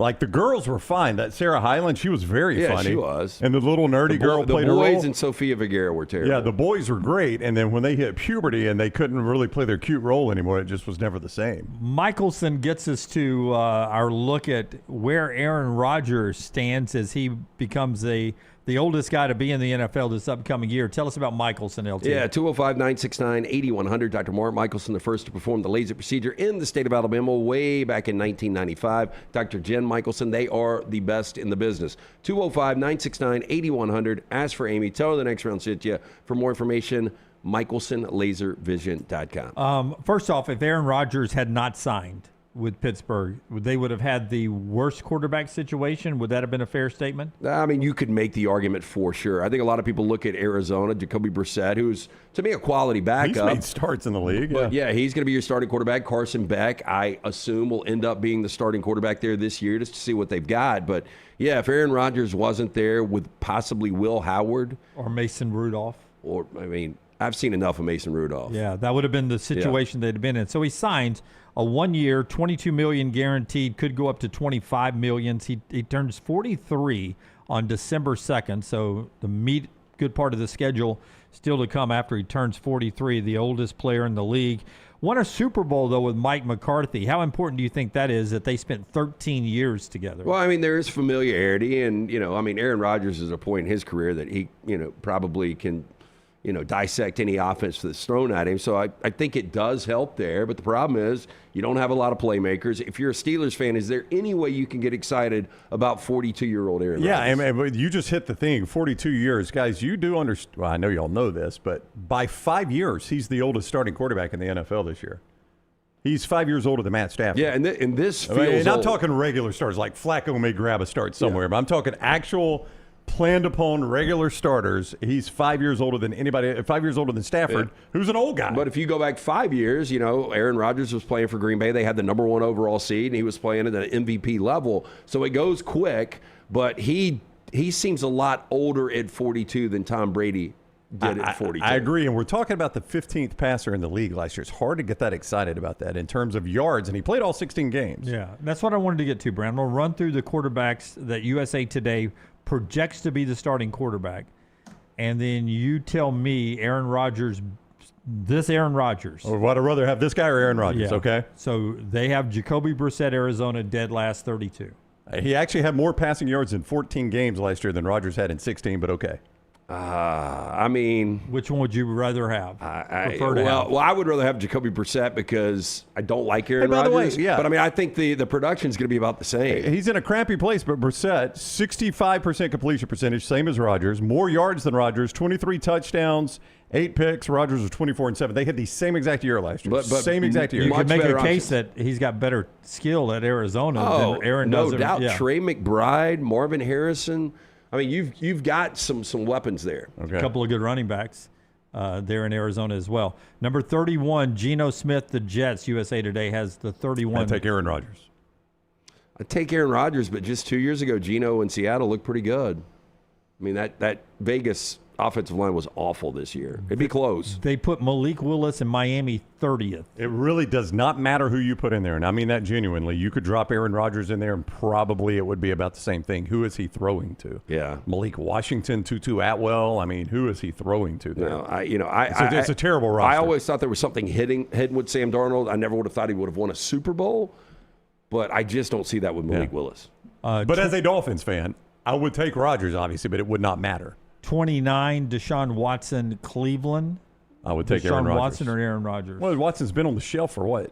3 years now, it feels like? I don't, I think we forget how good he was at one point. Yeah, but he hasn't played in forever. But it seems like it's going to be impossible for him to even get, 70% of that back. They put Las Vegas's quarterback situation 28th. Kirk Cousins, Fernando Mendoza. Either way, I would go Rodgers. I think I would definitely take Cousins and Mendoza. And if you're a Vegas fan, you got to be excited about the future. If I'm a Vegas fan, I want to see Mendoza. But if we're talking in terms of just wins and losses, I would go Aaron Rodgers over Kirk Cousins. I would go Kirk Cousins. I know the last impression was awful, but I think I would go Cousins. Okay, this one's going to hurt feelings on the show. This list from USA Today, Jackson Dart, Giants, is 27th in the league. That is low for him. Not even close. I would take Jackson Dart. Okay. Yeah. 26 is Daniel Jones, Indianapolis. People forget how good Indianapolis was playing until Daniel Jones got hurt last year. So I think Daniel Jones, it's been very inconsistent, but we've seen moments in New York. We definitely saw moments last year in Indianapolis. Not even close to me, Daniel Jones. Closer than it is for Lance, but I still think I'd take Daniel Jones. 25, Cam Ward, Tennessee. Cam Ward, I mean, Robert Saleh taking over that organization. You get a guy like Cornell Tate in the draft. I think year 2, things are going to slow down for Cam Ward. I would definitely take Cam Ward. Not even close. They put Tua and Penix at 24 with the Falcons. I'll throw Penix out. I'll take Tua. 23, Bryce Young in Carolina. Oh, Bryce for sure. Yeah, Bryce. 22, Tyler Shuck in New Orleans. I would take Tyler Shuck. Think I would too. The way he played last year. And that's where they slot Aaron Rodgers, 21st. With the Pittsburgh Steelers, 21 out of the 32. And you don't think there's anybody in front of him that we might take Rodgers over? Well, let me ask you, who did this article? This is USA Today. Yeah, I'll tell you the person. It's respect. I mean, it's hard to look Nate at Aaron Davis Rodgers. of USA Today. I mean, again, it was just 5 years ago. A lot of people would have had him number 1, even over Mahomes. So I think this is a lot of just giving Aaron Rodgers the respect he probably deserves, winning 4 MVPs. But that's not half of the league even giving him the respect. He's not top half. Just ahead of him, C.J. Stroud, Houston. I would take Stroud now. In the postseason, it fell apart. It did. But in the regular season, definitely Stroud. Bo Nix, 19. Bo Nix had him in the AFC Championship. Kyler Murray, Minnesota, 18. You think he's going to I think he's going to be really good. Yeah. I do. Brock Purdy, Giants, 49ers, 17. Yeah. Jordan Love, I don't know why he's 16th on this list. Definitely take him. But I do think this is funny that you bring up Brock Purdy because you could stop now. I still think Brock Purdy is more of the game manager. I think if you put Aaron Rodgers in the San Francisco situation, I don't know how much of a drop off. Like San Fran could be an impactful team this year with Aaron Rodgers. Would you not say the same about Minnesota though? He gets the best out of every quarterback. Probably. I mean, if you traded Kyler Murray for Aaron Rodgers, same LA, probably same thing. LA Rams? Rams, yeah. So if you took Stafford away and put Rodgers in there? No, I'm just saying he still would have success. He's not going to have. Oh, okay. Yeah, I still think the Rams are a 10-win team. Speaking of Stafford, 15th, Matthew Stafford, Los Angeles Rams. 15th? I'm kidding. I knew you were screwing with it, too. I was like, that'll explode on that. Jaden Daniels is 15. Trevor, 14. Baker, 13. Sam Darnold, 12. How about that respect? Wow. Jalen, 11. Caleb, 10. Herbert, 9. Prescott, 8. Goff, 7. Lamar, 6. Mahomes still 5th. Drake May, 4th. Way too high. Boy, we got there in a hurry. He does put Stafford 3rd. No joke there. Burrow, 2. Josh Allen, 1. Yeah, I mean, look, Josh Allen is the best. Burrow, boy, I mean, I know you would love to see this happen, but if I remove Stafford and put Burrow in there, you guys do not miss a beat. Yeah, unless he gets hurt. Well, that's true. Yeah. Hey, by the way, the owners are going to vote. I don't know if they ever vote and say no, but it looks like Nashville is going to have, as expected, the Super Bowl in 2030. I mean, it's just a what they do now, just dot the I's and cross the T's. It'll be the smallest venue ever to host a Super Bowl when they do it. Well, I was going to bring up, I can't even imagine in 2030 what that ticket price will be unless our economy just completely collapses, because each and every year it goes up. It has become such a corporate event. And when you go to Nashville, with as hot as that city is right now, with the first time they've ever hosted anything close to that, with the seating capacity, I mean, that's probably a $10,000 just get-in, shittiest ticket in the venue. What are they saying it will be for the game? Do you know the capacity? 63, or is it bigger than that? I think it's barely over 60,000. I knew that was like the Titans' capacity, but I didn't know, like in Atlanta, like you guys know this, in Atlanta, the Falcons play one capacity, but when the SEC's in there and the national champion, it's a larger capacity because they've got those temporary pull-out seats up top. I'm not sure they have that in this venue. Okay. Because the big bragging point about this venue is that there's not a bad seat in the house. I would imagine, though, from the looks of it, there aren't. So it's SoFi this year, Mercedes-Benz in Atlanta next year, Allegiant in Vegas, and then Nissan in Nashville if it gets approved. It's almost like it's west, south, I know. west, south. Hey, at least we're getting something down here, though. Yeah. I mean, and great venues. Yeah. When I was a kid, the Georgia Dome would occasionally get one. I think it had one, right? The one you guys played in? I think it had two. Two, yeah. It was, 'cause they Bills had and Cowboys. Bills, yeah. And then, Tampa was the next closest one. Yep. I wonder if have we had a Final Four at Mercedes-Benz basketball? Final Four? I can tell you real quick if you give me 2 seconds. I don't think. I know we did. I don't Do know. I remember that they lost it in COVID? Maybe. Did they have the COVID Maybe. one? I know we did it at the Georgia Dome because I remember Maryland winning that like 2002 maybe. But I mean, we've had Mercedes now for 10 years, right? Yeah. That stadium's 10 years old? I think it is. There's no way. Boy, those things go quick. telling you, It was built 2017. 2017. Yeah. That is insane that stadium's 10 years old. Yeah. It's almost time to start raising taxes and building a new one over there. The very first game in that stadium was Alabama-Florida State in 2017. Yeah. When Before Jimbo the Falcons. Fisher was still the coach at Florida State. I was correct on this. They had the COVID Final Four. So I don't guess. Well, they're getting it in 2024. Oh, I mean, they're getting it in 2031, excuse me. So, boy, you lost it in COVID, and it takes you 11 years to get it back? For the Final Four. For the Final Four, yeah. At Mercedes. It seems like it'd be a good stadium to host the basketball in. Well, you would have to do like Minnesota, right? On that one window, you would have to put up the big, like Minnesota did when Auburn was up there, yeah. Yeah, because it'd be late afternoon. Right. For the first tip of the Final Four games. All right, before we get to four downs here, we'll tell you about our friends at Hemphill, LT, the great folks at Hemphill who are making runs out to your house these days. I am going to check in with our man Andrew right now, but yeah, they should be out at the house at any point now. Again, AC has gone down. I am going to guess, and I hope I'm wrong, this is the final time, and we're probably going to have to replace the unit. No. Again, if this happens, though, look, it's not ideal, but you need somebody you can trust, and Hemphill is the name. Birmingham has trusted since 1954. For all of your plumbing, heating, cooling issues, home or business, call Adam, Chad, Andrew, the guys there. Hard to stop a train, 205-229-2090 or hemphillservices.com. Sorry, I had to clear my throat. Four downs every day brought to you by our friends at Central Alabama Asphalt and Construction. When you're riding around the great roads of our fine state in Alabama, you see those big paving projects, there is a really good chance it's our friends from Central Alabama Asphalt and Construction doing those. They do a lot of the major state, federal government, and municipal roadway projects across Central Alabama. And that might tell you they don't have time for your parking pad or your driveway or the parking lot for your church or community center. You could not be more incorrect. They've got an entire dedicated set of crews dedicated to just those jobs. Same crews, same quality, same no excuse standards. So to get an estimate on a job big or small, 205-349-0910. That is 205-349-0910 or centralalabamaasphalt.com. First down. Okay, if I asked you better chance, what happens first? Justin Thomas wins 2 more majors, or Kalen DeBoer wins his first national championship? Ooh, 2 majors.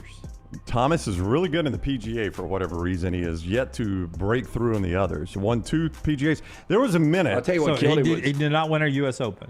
The 3 bogeys on the back 9 on Saturday. 3 consecutive bogeys. Killed him. Killed him. You could tell Lance was invested in Justin Thomas in his pool. He knows his scorecard. McIlroy, too. I lost a little respect for McIlroy yesterday. When he got the guy kicked out? Yeah, it's pathetic. But that is Philadelphia fans, if ever there were a play. I get what you're saying. No doubt. But have a Philadelphia fans. If he hits a good shot there and he still yells it, he doesn't say anything. Yeah. So, Jim, his best finish in the U.S. is a tie for 8. He's got a pretty bad actual U.S. Open record. He's still relatively young, though. I'm talking about, he's got a lot of golf to play. But I'm going to take 2 more. I'm going to take Kalen DeBoer gets his first national championship before Justin Thomas gets his second major. Yeah.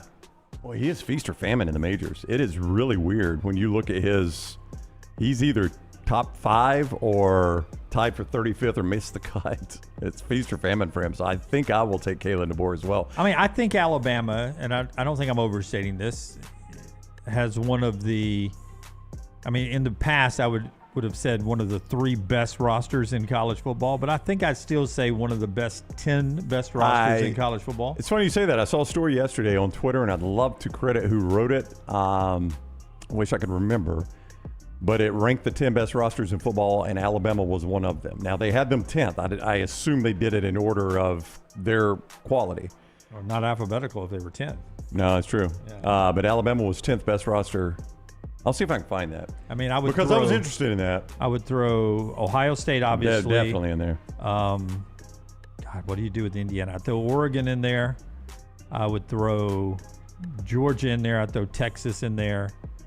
All right, here it is. It's CBS Notre Sports. Dame. Miami and Notre Dame in there. It's our buddy Brad Crawford, CBS Sports, 10 most, let me see how he words it, most complete rosters going into this season. 1 is Texas, 2 is Ohio State, 3 Georgia, 4 Oregon, 5 Notre Dame, 6 Miami, 7 USC, 8 LSU, 9 Indiana, 10 Alabama. Wow, LSU already on there. My Lord, they were paying. But again, there's no way you would have had Ole Miss. I don't think you would have had Miami a top 10 roster last year. Maybe. But you wouldn't have had Ole Miss. Nobody would have had Indiana. Is anybody surprised Indiana is still there? Complete rosters? After what we witnessed out at the Rose Bowl with that fan base, I guess not.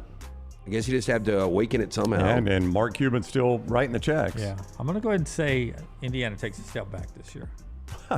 So really, they're not going to go. They're not going to go undefeated and win the national championship. If they lose the game, it's a step back. Big. That's a hot take. Put that on TNR clips and make sure everybody goes and subscribes. Yeah, make sure to enter the contest. Enter Tyler's Still contest to the end of the month. Yeah. Make sure you subscribe to TNR clips and send me an email showing me that you're subscribed. It's hot takes like that one right there that'll get us all the followers we need. So put that 100%. on there. Yeah. Second down. That and rate your melons. Forrester is going to love some of these matchups. Okay, here we go. Travis Hunter, the Jacksonville Jaguars two-way player, turns 23 today. Better career ultimately, Travis Hunter or Travis Tritt? Here's a quarter, call someone who cares. Anymore is his best song. I'm going to be somebody is really going too. Travis Tritt had some hits. What was the country club? I'm a member of the country club. Yeah, not my favorite. 10 feet tall, bulletproof, right? Yeah. Wasn't that his? I'm going to see how many number ones he has. Where corn don't grow. That's Where corn don't grow is a good one. Yeah, I like Anymore better. The other side, though, Travis Hunter has won a Heisman Trophy. Yeah. The potential earning amount, I don't know if, I would think it'll surpass what Travis Tritt made. I'm going to say it will. I'm going to say it may have already done that. I'm going to go Travis Hunter has a better career. And I like Travis Tritt for a minute. Oh, I like Travis Tritt. I think an underrated voice, Travis Tritt. Yeah, he always had the curly mullet with a duster, right? He did. Yeah, he a lot of leaned into the forehead. look. Had a lot of forehead. Yep, leaned into the look, no doubt. Yeah. Well, I will see something that Travis Hunter does. I will never see anything that Travis Tritt does. That's right there, Travis Hunter. That is a loss on your part. Yeah, he won 2 Grammys. Here's the quarter. Called He Someone did not Who win. He Cares. was nominated for that one, did not win it. Sorry. He won it for The Whiskey Ain't Working. The Whiskey Ain't Working anymore. That was a collab. I hate that I missed that. The whiskey wasn't working anyway. That was a collab between you and me right then? Or Yeah, that was a collab between you and me, but in real life, it was a collab between him and Marty Stewart? Could I be right about that? I get Clint Black confused occasionally with Travis Tritt. Because they had the black hat and the black duster? They look nothing alike. I'm not sure, just when I hear their songs, because The Lights Are On, But No One's Home is not Travis Tritt. That's Clint Black. Yeah. Which was a good song, too. Yeah, I was okay with Clint Black. I didn't love Clint Black's music. I mean, he was huge in 90s country, though. Yeah. Take It Easy cover was massive. I hate the Take It Easy cover. It's terrible. It was a massive hit. Oh, I'm sure it was, but I hated it. Yeah. It's probably better than the Eagles doing it. Shut up. Scott hates the Eagles as much as he hates the We're not Elf. done with country music yet. All right, here we go. Third down. Not here. I'm saving it for first down. Scott, you'll like this one too. Vince Young, 43 today. Tina Fey, 56. thought you were going to go Vince Gill there. Keep the country music Vince going. Young, the quarterback? Yep. Gonna go Tina Fey, not close. Yeah. Well, the thing that gets you with Vince Young is anytime a guy fails in the pros, you forget how great his college career was. Yeah, And I mean, that was one a of the- great college career. Yeah, I mean, a lot of people believe he should have won the Heisman. I disagree, but he was an incredible player. Heisman runner-up, won a national championship, was your NFL Rookie of the Year. A lot of people do forget that with the Tennessee Titans, but to Brown's point, it really didn't take off. I think Tina Fey's done a ton of stuff. From Tina writing Fey's really scripts, good. Yep. Hosting, Golden Globes, Oscars, all that kind of stuff. I would You go say Tina it all Fey. the time. When you hit that number as a female in Hollywood, you disappear. She has not done No, that. and she doesn't really age. No, she looked no, the it's same. very, for and I think 15, she's 20 very years. funny and seems likable. Most of her work is done behind the camera, not on Right. camera. She's done some successful stuff on camera. Great writer. 4 Seasons is actually coming back for a second year. It was a series taken off of the Alan Alda. Yeah. I saw the movie when I was a kid a couple of times, but I didn't watch it. The series was pretty entertaining. I don't know if y'all would like it. Like it wasn't great. So, I mean, for me to recommend something, it needs to be great. Steve Carell's in it. Coleman Domingo. I mean, it's a good cast. 4 couples, and they go through 4 seasons of a year and 4 seasons of a relationship. Fourth down. And finally, George Strait, 74 years old. Stop right there. Jim, you can answer. George Strait or King Jesus George. Christ? No, Jesus Christ is number one. We'd never do that one on the show. Or George Clooney. Oh, King George. Oh, no. Yep. Clooney. It is not. Clooney. It is not. Lance. Landslide. No, it's Guys, I'm gonna agree with come on. Lance. It's George Strait. Well, Lance did I not didn't say that. George Ryan Strait. said I would that. go George Clooney. Now, they both have a tequila. They do. I think Clooney's has been a lot more successful to But this point. I've tasted both, and I like George Strait's better. And before you say, it's because you love King George, I actually had it recommended by someone. I was like, I didn't try it because I just assumed George Strait just put his name on it. He's like, oh, no, it's fantastic. It was our buddy Tyler. Yeah. Not that Tyler. it's different Tyler. His tequila he distributes. Yeah, but he was right. It's very good. Oh, it is good. Yeah. I'm just wondering net worth. I think it's. I think Clooney's going to smoke George his Strait ass. didn't write a lot of his stuff, so that's going to hurt him. Oh, damn. So how can you be the best ever and you didn't write your stuff? Yeah. The writers don't sing it, Lance. Estimated net worth of $500 million. Casamigos sold to Diageo for $1 billion. Yeah. I mean, I got 300 for 300 for Strait. George Strait. Yeah, they both got a lot of money. Yeah. They do. I mean, George Clooney, for his work on camera, take the tequila, the $1 billion tequila deal out. He's on camera. He's a very good actor. He really is. ER was big, his role in that. But you back to your movie you brought up in the Air. He was nominated there. He won Best Supporting Actor for Syriana. Out of Sight, Steven Soderbergh film. He was great. But don't you... From Dusk Till Dawn. Ocean's 11. Yeah. Wouldn't you agree, though, that for what Michael Clayton was awesome. For what he at one point his potential was going to be, that he underachieved, like he didn't meet expectations at some point. Nope. Yeah, I never expected. Like I would say he's like second best movie star of all time, right behind Tom Cruise. Yeah. Oh my God. Like not considering acting ability. Okay. Like, So that's a question I was about to ask, because I was about to say, if you do a Mount Rushmore of country music, you can certainly argue King George is on it. I was going to ask, if I do a Mount Rushmore of just male actors, would George Clooney be in there? Okay, that's why I said movie star, not acting. Well, I think he's a really acting list. But I think he's on a movie star list. I think he's a really good actor, but I would not have him up there. No, but you could make the definitely. Also, he was a Batman too. Yeah, you could definitely make the argument about George Strait. In fact, I think the worst Batman. I think most people would have him on the Mount Rushmore more than would not. But for whatever that's worth, so I'm going King George. But I am far from objective in this one. Yeah, I think Clooney is Mount Rushmore of putting butts in seats. I listen. Not in acting ability. Why do you think Clooney was never given one of these Avengers roles? He probably just doesn't want it, and also Batman and Robin is universally considered to be one of the worst movies ever made. So I think that scares a lot of people away from even trying George Clooney as a superhero again. Did that kill Chris O'Donnell's career? Yeah, but he's apparently just a real douche on scene, so that killed his career as well. Trying to think the sports equivalent of somebody who was going to be huge, and then he ended up not being. Freddie Adu. No, he's better than them. Matt Leinart? I think maybe he's Mike Trout. Really, really good. Mike Trout's been pretty dang good, though. He just hasn't won the championship. But it never has lived up to expectations. I think Clooney underachieved more than overachieved.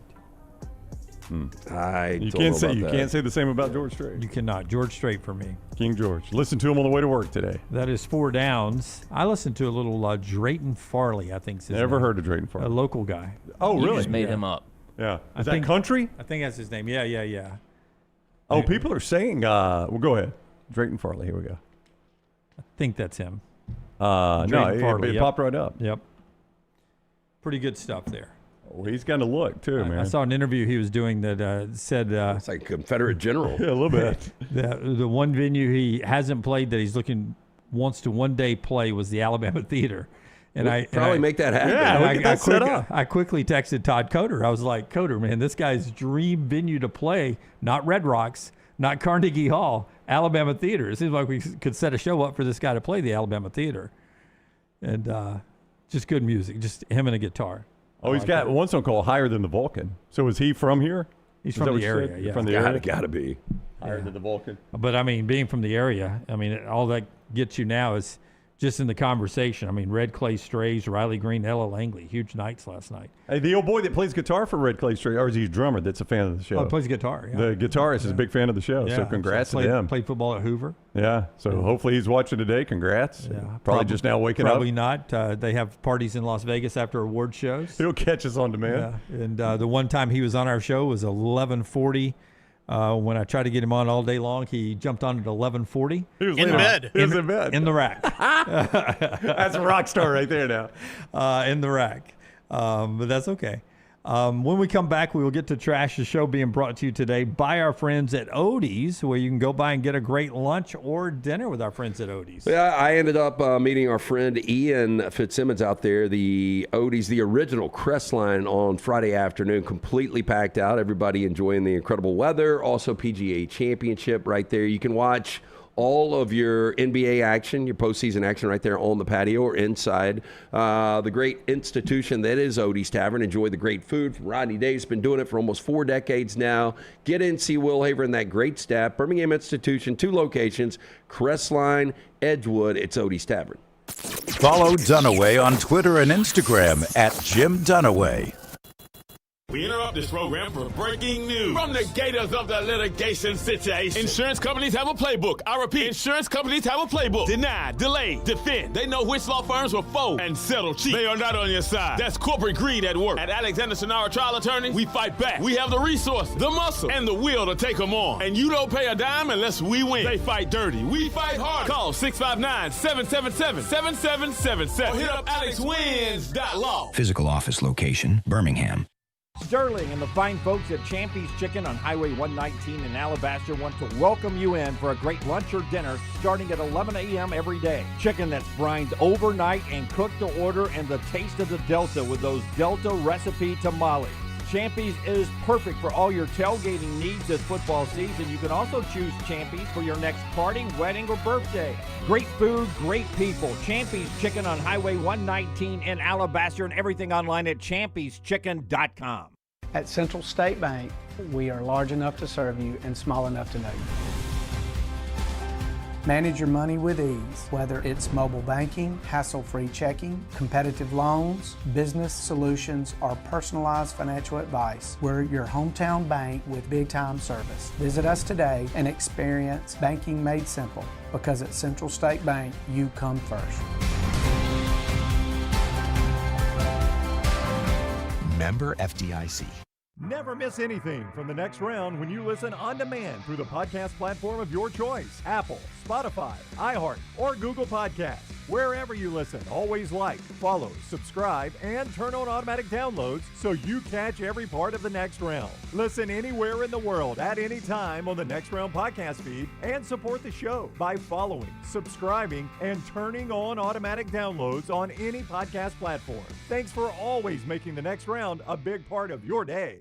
Hey, Lance Taylor from the Next Round to tell you about one of our favorite places for breakfast, lunch, and dinner. That is Hamburger Heaven since 1982. Hamburger Heaven has been serving Birmingham's best hamburgers, cheeseburgers, French fries, hand-spun milkshakes, and sandwiches made fresh to order. All of their ingredients are fresh and prepared daily. This includes their beef, always fresh, never frozen, hand-pattied each and every day. For breakfast, lunch, or dinner, visit any of the 4 locations, Highway 280, Irondale, Gardendale, and Homewood. Storm season is here. Make sure you have a plan of action in place right now. Greg from Pell City and Storm Restoration Roofing should be your first call when storms hit. Insurance companies love working with Storm Restoration Roofing because of Greg Nelson's name and reputation in the industry. When storms hit, call Greg Nelson. He's local, 205-542-3531. He's the home of the free no-cost roof inspection. Greg from Pell City on Facebook, 205-542-3531. It's Storm Restoration Roofing.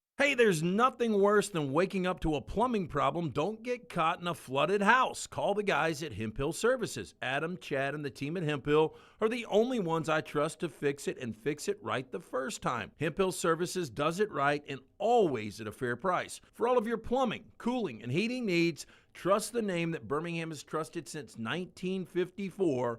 That is Hemphill Services. Call now, 205-229-2090. That's 205-229-2090. Stop by the New York Butcher Shop and pick up the finest in certified Angus prime beef steaks and burgers, premium pork chops, ribs, and all-natural chicken cut to order just for you. Their chef-prepared entrees and side dishes are the perfect dinner-to-go choice for your family and are ready to heat at home. With a great selection of fine wines and desserts, the New York Butcher Shop is your one-stop dinner shop. 2 locations to serve you, Cahaba Heights and on Highway 119 in Greystone. The New York Butcher Shop, rare quality, well-done service.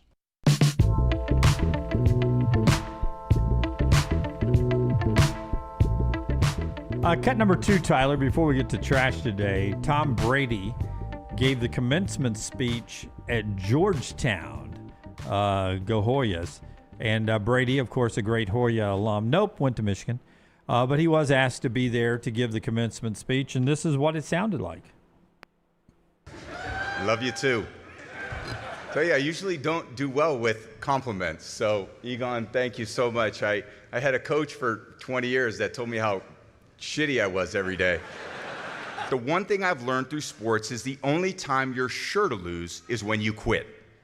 In life and work, you guys are going to get knocked down a lot. How are you going to navigate those moments? Are you going to push through the self-doubt? I want you to challenge yourself with ideas that are uncomfortable and people who push you to be your very best. Even if one of those people is a cranky old coach who cuts the sleeves off his sweatshirt and screams at you all day, do your job. Okay, that's too specific in my experience. You guys get the point. You think that was the first time he read that speech? A couple of shots at Belichick in the speech there. I wonder how much they have to pay him to come in and do a commencement. I don't know. It's got to be $500,000 at least, right? So we've played video at least. We've played video today of Shaquille O'Neal being introduced as Shaquille. I hate Charles Barkley O'Neal. I don't think there's any hate between those two, right? I mean, y'all watch that show. They have fun with it. Love each other. But the jokes continue. Like, when I hear his jokes on Belichick, I just don't feel like those are... I think there's they feel super personal. Mutual respect, but I think the egos got so big from both. And the universal eternal question, was it Belichick? Was it Brady? Everybody kind of agreed it was both. And then when Brady leaves, everybody's like, it was Brady. Yeah. So I do not feel like those two will ever get along. Global celebrities, according to the robot, between $100,000 and $400,000 to do commencement speaking. Man, I don't. A popular saying on this show is, I wouldn't, open the curtains or go to the backyard to see. He would not walk to his backyard for $100,000. So where does he live? Does he live in Vegas? That's a long walk for him, though. That is. Is he in Vegas or L.A.? I think he lives in Florida.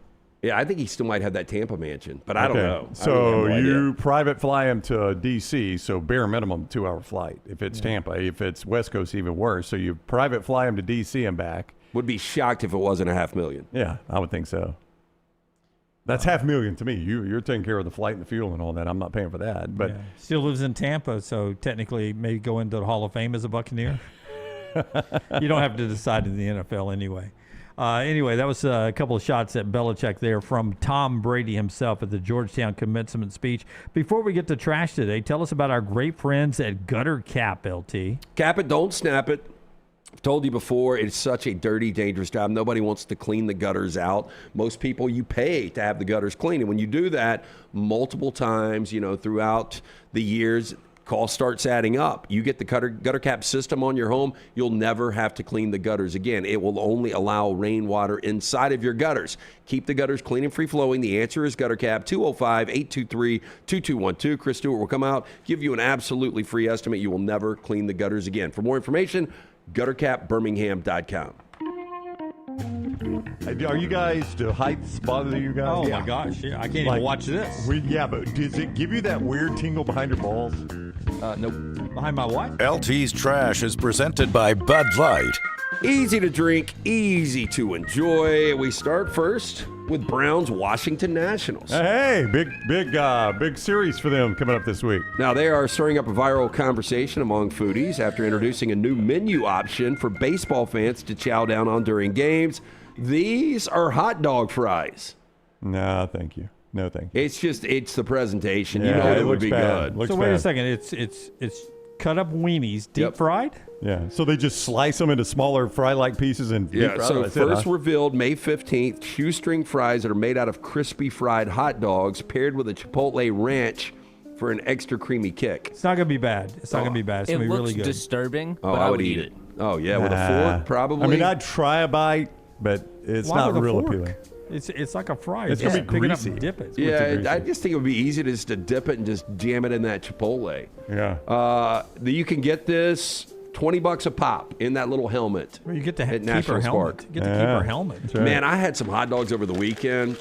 We took the dogs down to a local brewery, and next door there was this restaurant. So we had some friends in town, and we had Bullet and Chili, and we go, and they do these two hot dogs, and they toast the buns. I like that. Oh, so freaking good. But Chili and Bullet got just whipped into a frenzy because this old lady, I can't make this up, she's probably 90. She comes stumbling out, probably noon, 12:30 on a Saturday. She's got a snake handler in her hand, and she's got a to-go box. And I was like, damn, you drink snake? And she was like, it's my second one today. These are, 10.5 ABV. This is literally like a 100-pound, 90-year-old woman. She's like, can I give your dogs a treat? I was like, sure. So she starts breaking off big chicken fingers and throwing them up. They are going nuts. And I've got their leashes. So what time did they die? Did she die? She's lucky she didn't No, I mean, Bullet and Chili loved her. Lucky she didn't pull back a bloody nub with your dogs. Yeah.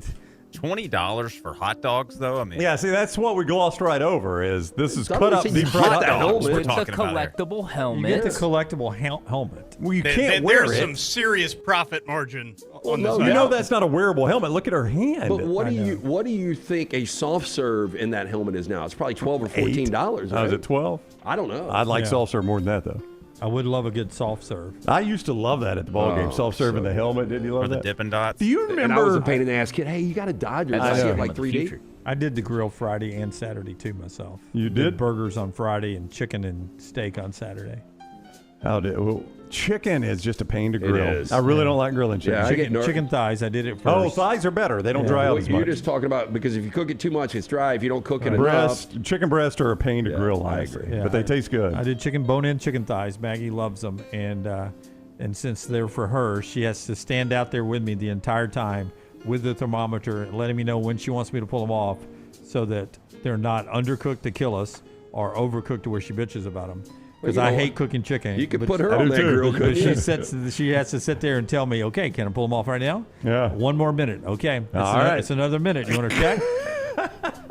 Eventually, she just pull it off. Just pull it off. I'll Just die. pull it off. I'll die. Meanwhile, a nice little fillet, little 8-ounce fillet, You doesn't never have matter. to. That's right. It can be raw, and That's you'll right. be fine. That's right. Steak. Cal did it right. Steak for the win. Yep. Boy, at some point I've got to get into my story over the weekend about dinner Saturday night. Student has pleaded guilty to going on a drunken rampage where he damaged numerous cars on campus after confessing to ChatGPT and asking, quote, how effed am I? Now, according to the Smoking Gun, 20-year-old Ryan Schaefer confessed to going on a drunken vandalism spree at 3 a.m. in 2025. The Missouri State University student admitted to shattering car windows, denting hoods, and completely tearing off side mirrors. Right after the crime, Schaefer turned to ChatGPT and began asking about the crime on his iPhone, asking, quote, is there any way they could know it was me? Springfield Police Department noted a troubling dialogue exchange. Noted. This defendant seems to have had with AI software installed on his phone. His conversation with the AI was filled with typos, with queries such as K-I-L-L, or I guess it was supposed to be, will I go to jail? Kill I go to jail? Yeah, and seemingly referred to prior vandalism by asking, I got away with it last year, and I don't think there's any way they could know my face. Yeah, I probably won't. Now, other incriminating comments with ChatGPT included the how effed am I following his arrest. Judge has banned Schaefer from being in places where alcoholic beverages are the primary item sold and ordered him to comply with random testing for drugs and alcohol. I think he got off easy. I mean, just tearing shit up, and he'd done it before. Literally a smoking gun on his computer there. We were talking yesterday, little supper club get together after golf, celebrating a couple of graduates in our supper club, and we were talking about AI and all it can do, like in the corporate world. And we came across something that one of my buddies, Mark, had done business-wise, and it can start taking over some legal research, legal work, and stuff that takes away billable hours even from lawyers. I mean, I don't know if there's anything is not untouchable. It's still very incorrect on a lot of things, though.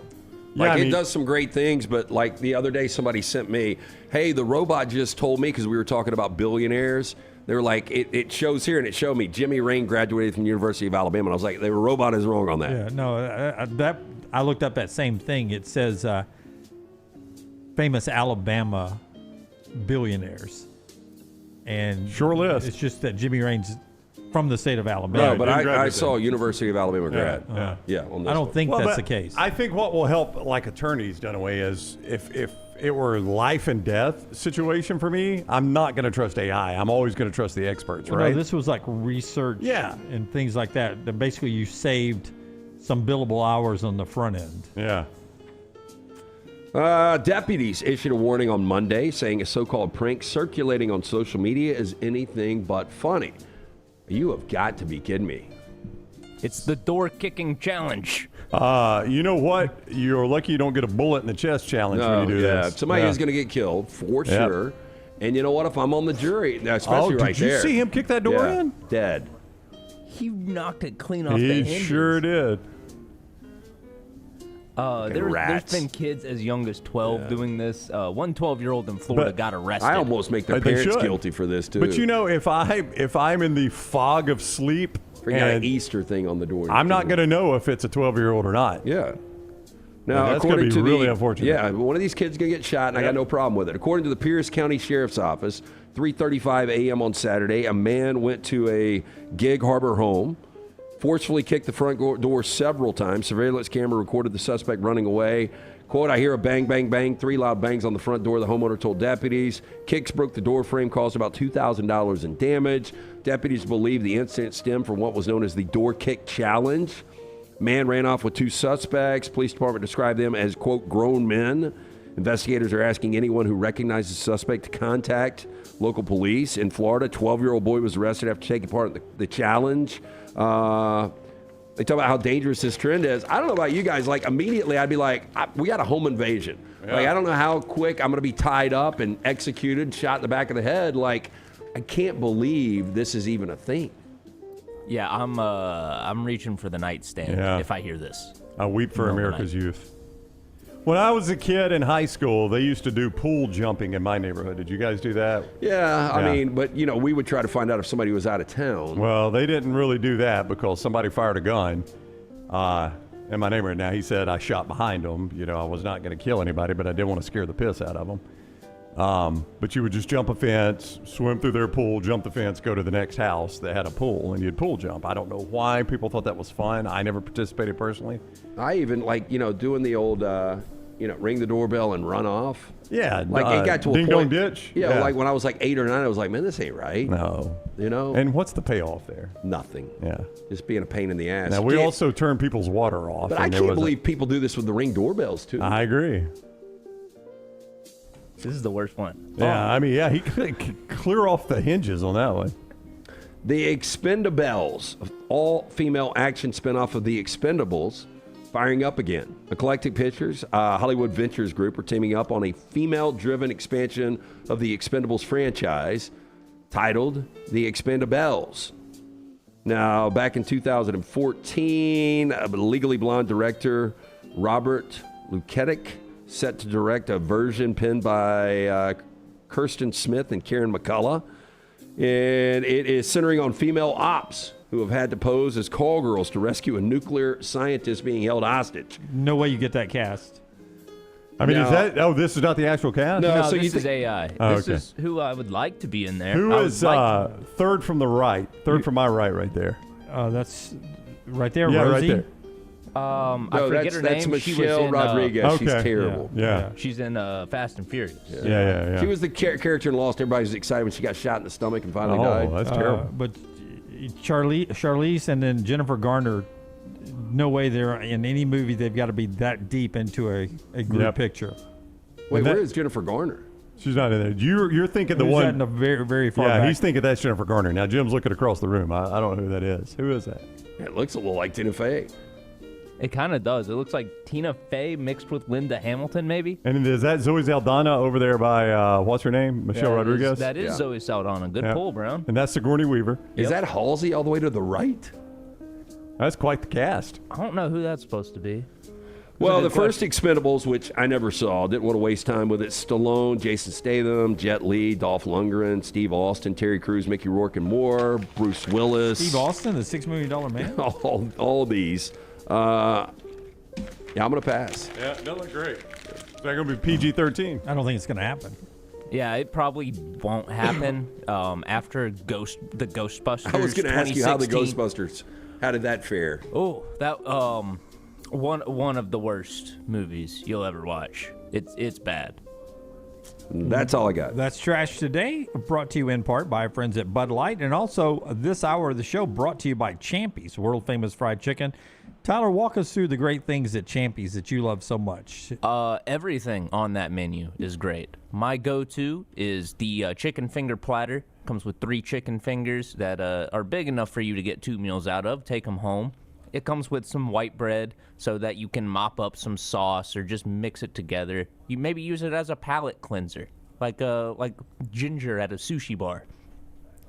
Get the baked beans, the potato salad. Brown likes to mix them together I sometimes. do, yes. I've done that. It's good. Yep. Even Ginger likes that. Yep. Get anything there at Champy's Chicken because it's all good. Megan's always making the best drinks. Highway My go-to is 119. the lavender lemon drop. Oh, Yeah. wow. Megan getting fancy. That's Highway 119 in Alabaster. Champy's Chicken. Champy's Chicken. Lavender lemon drop. Is that what they were drinking in Friends and Neighbors the other night when he brought it out? Now, they had some other things mixed in it. And I don't know if you guys have seen the latest episode from this past week.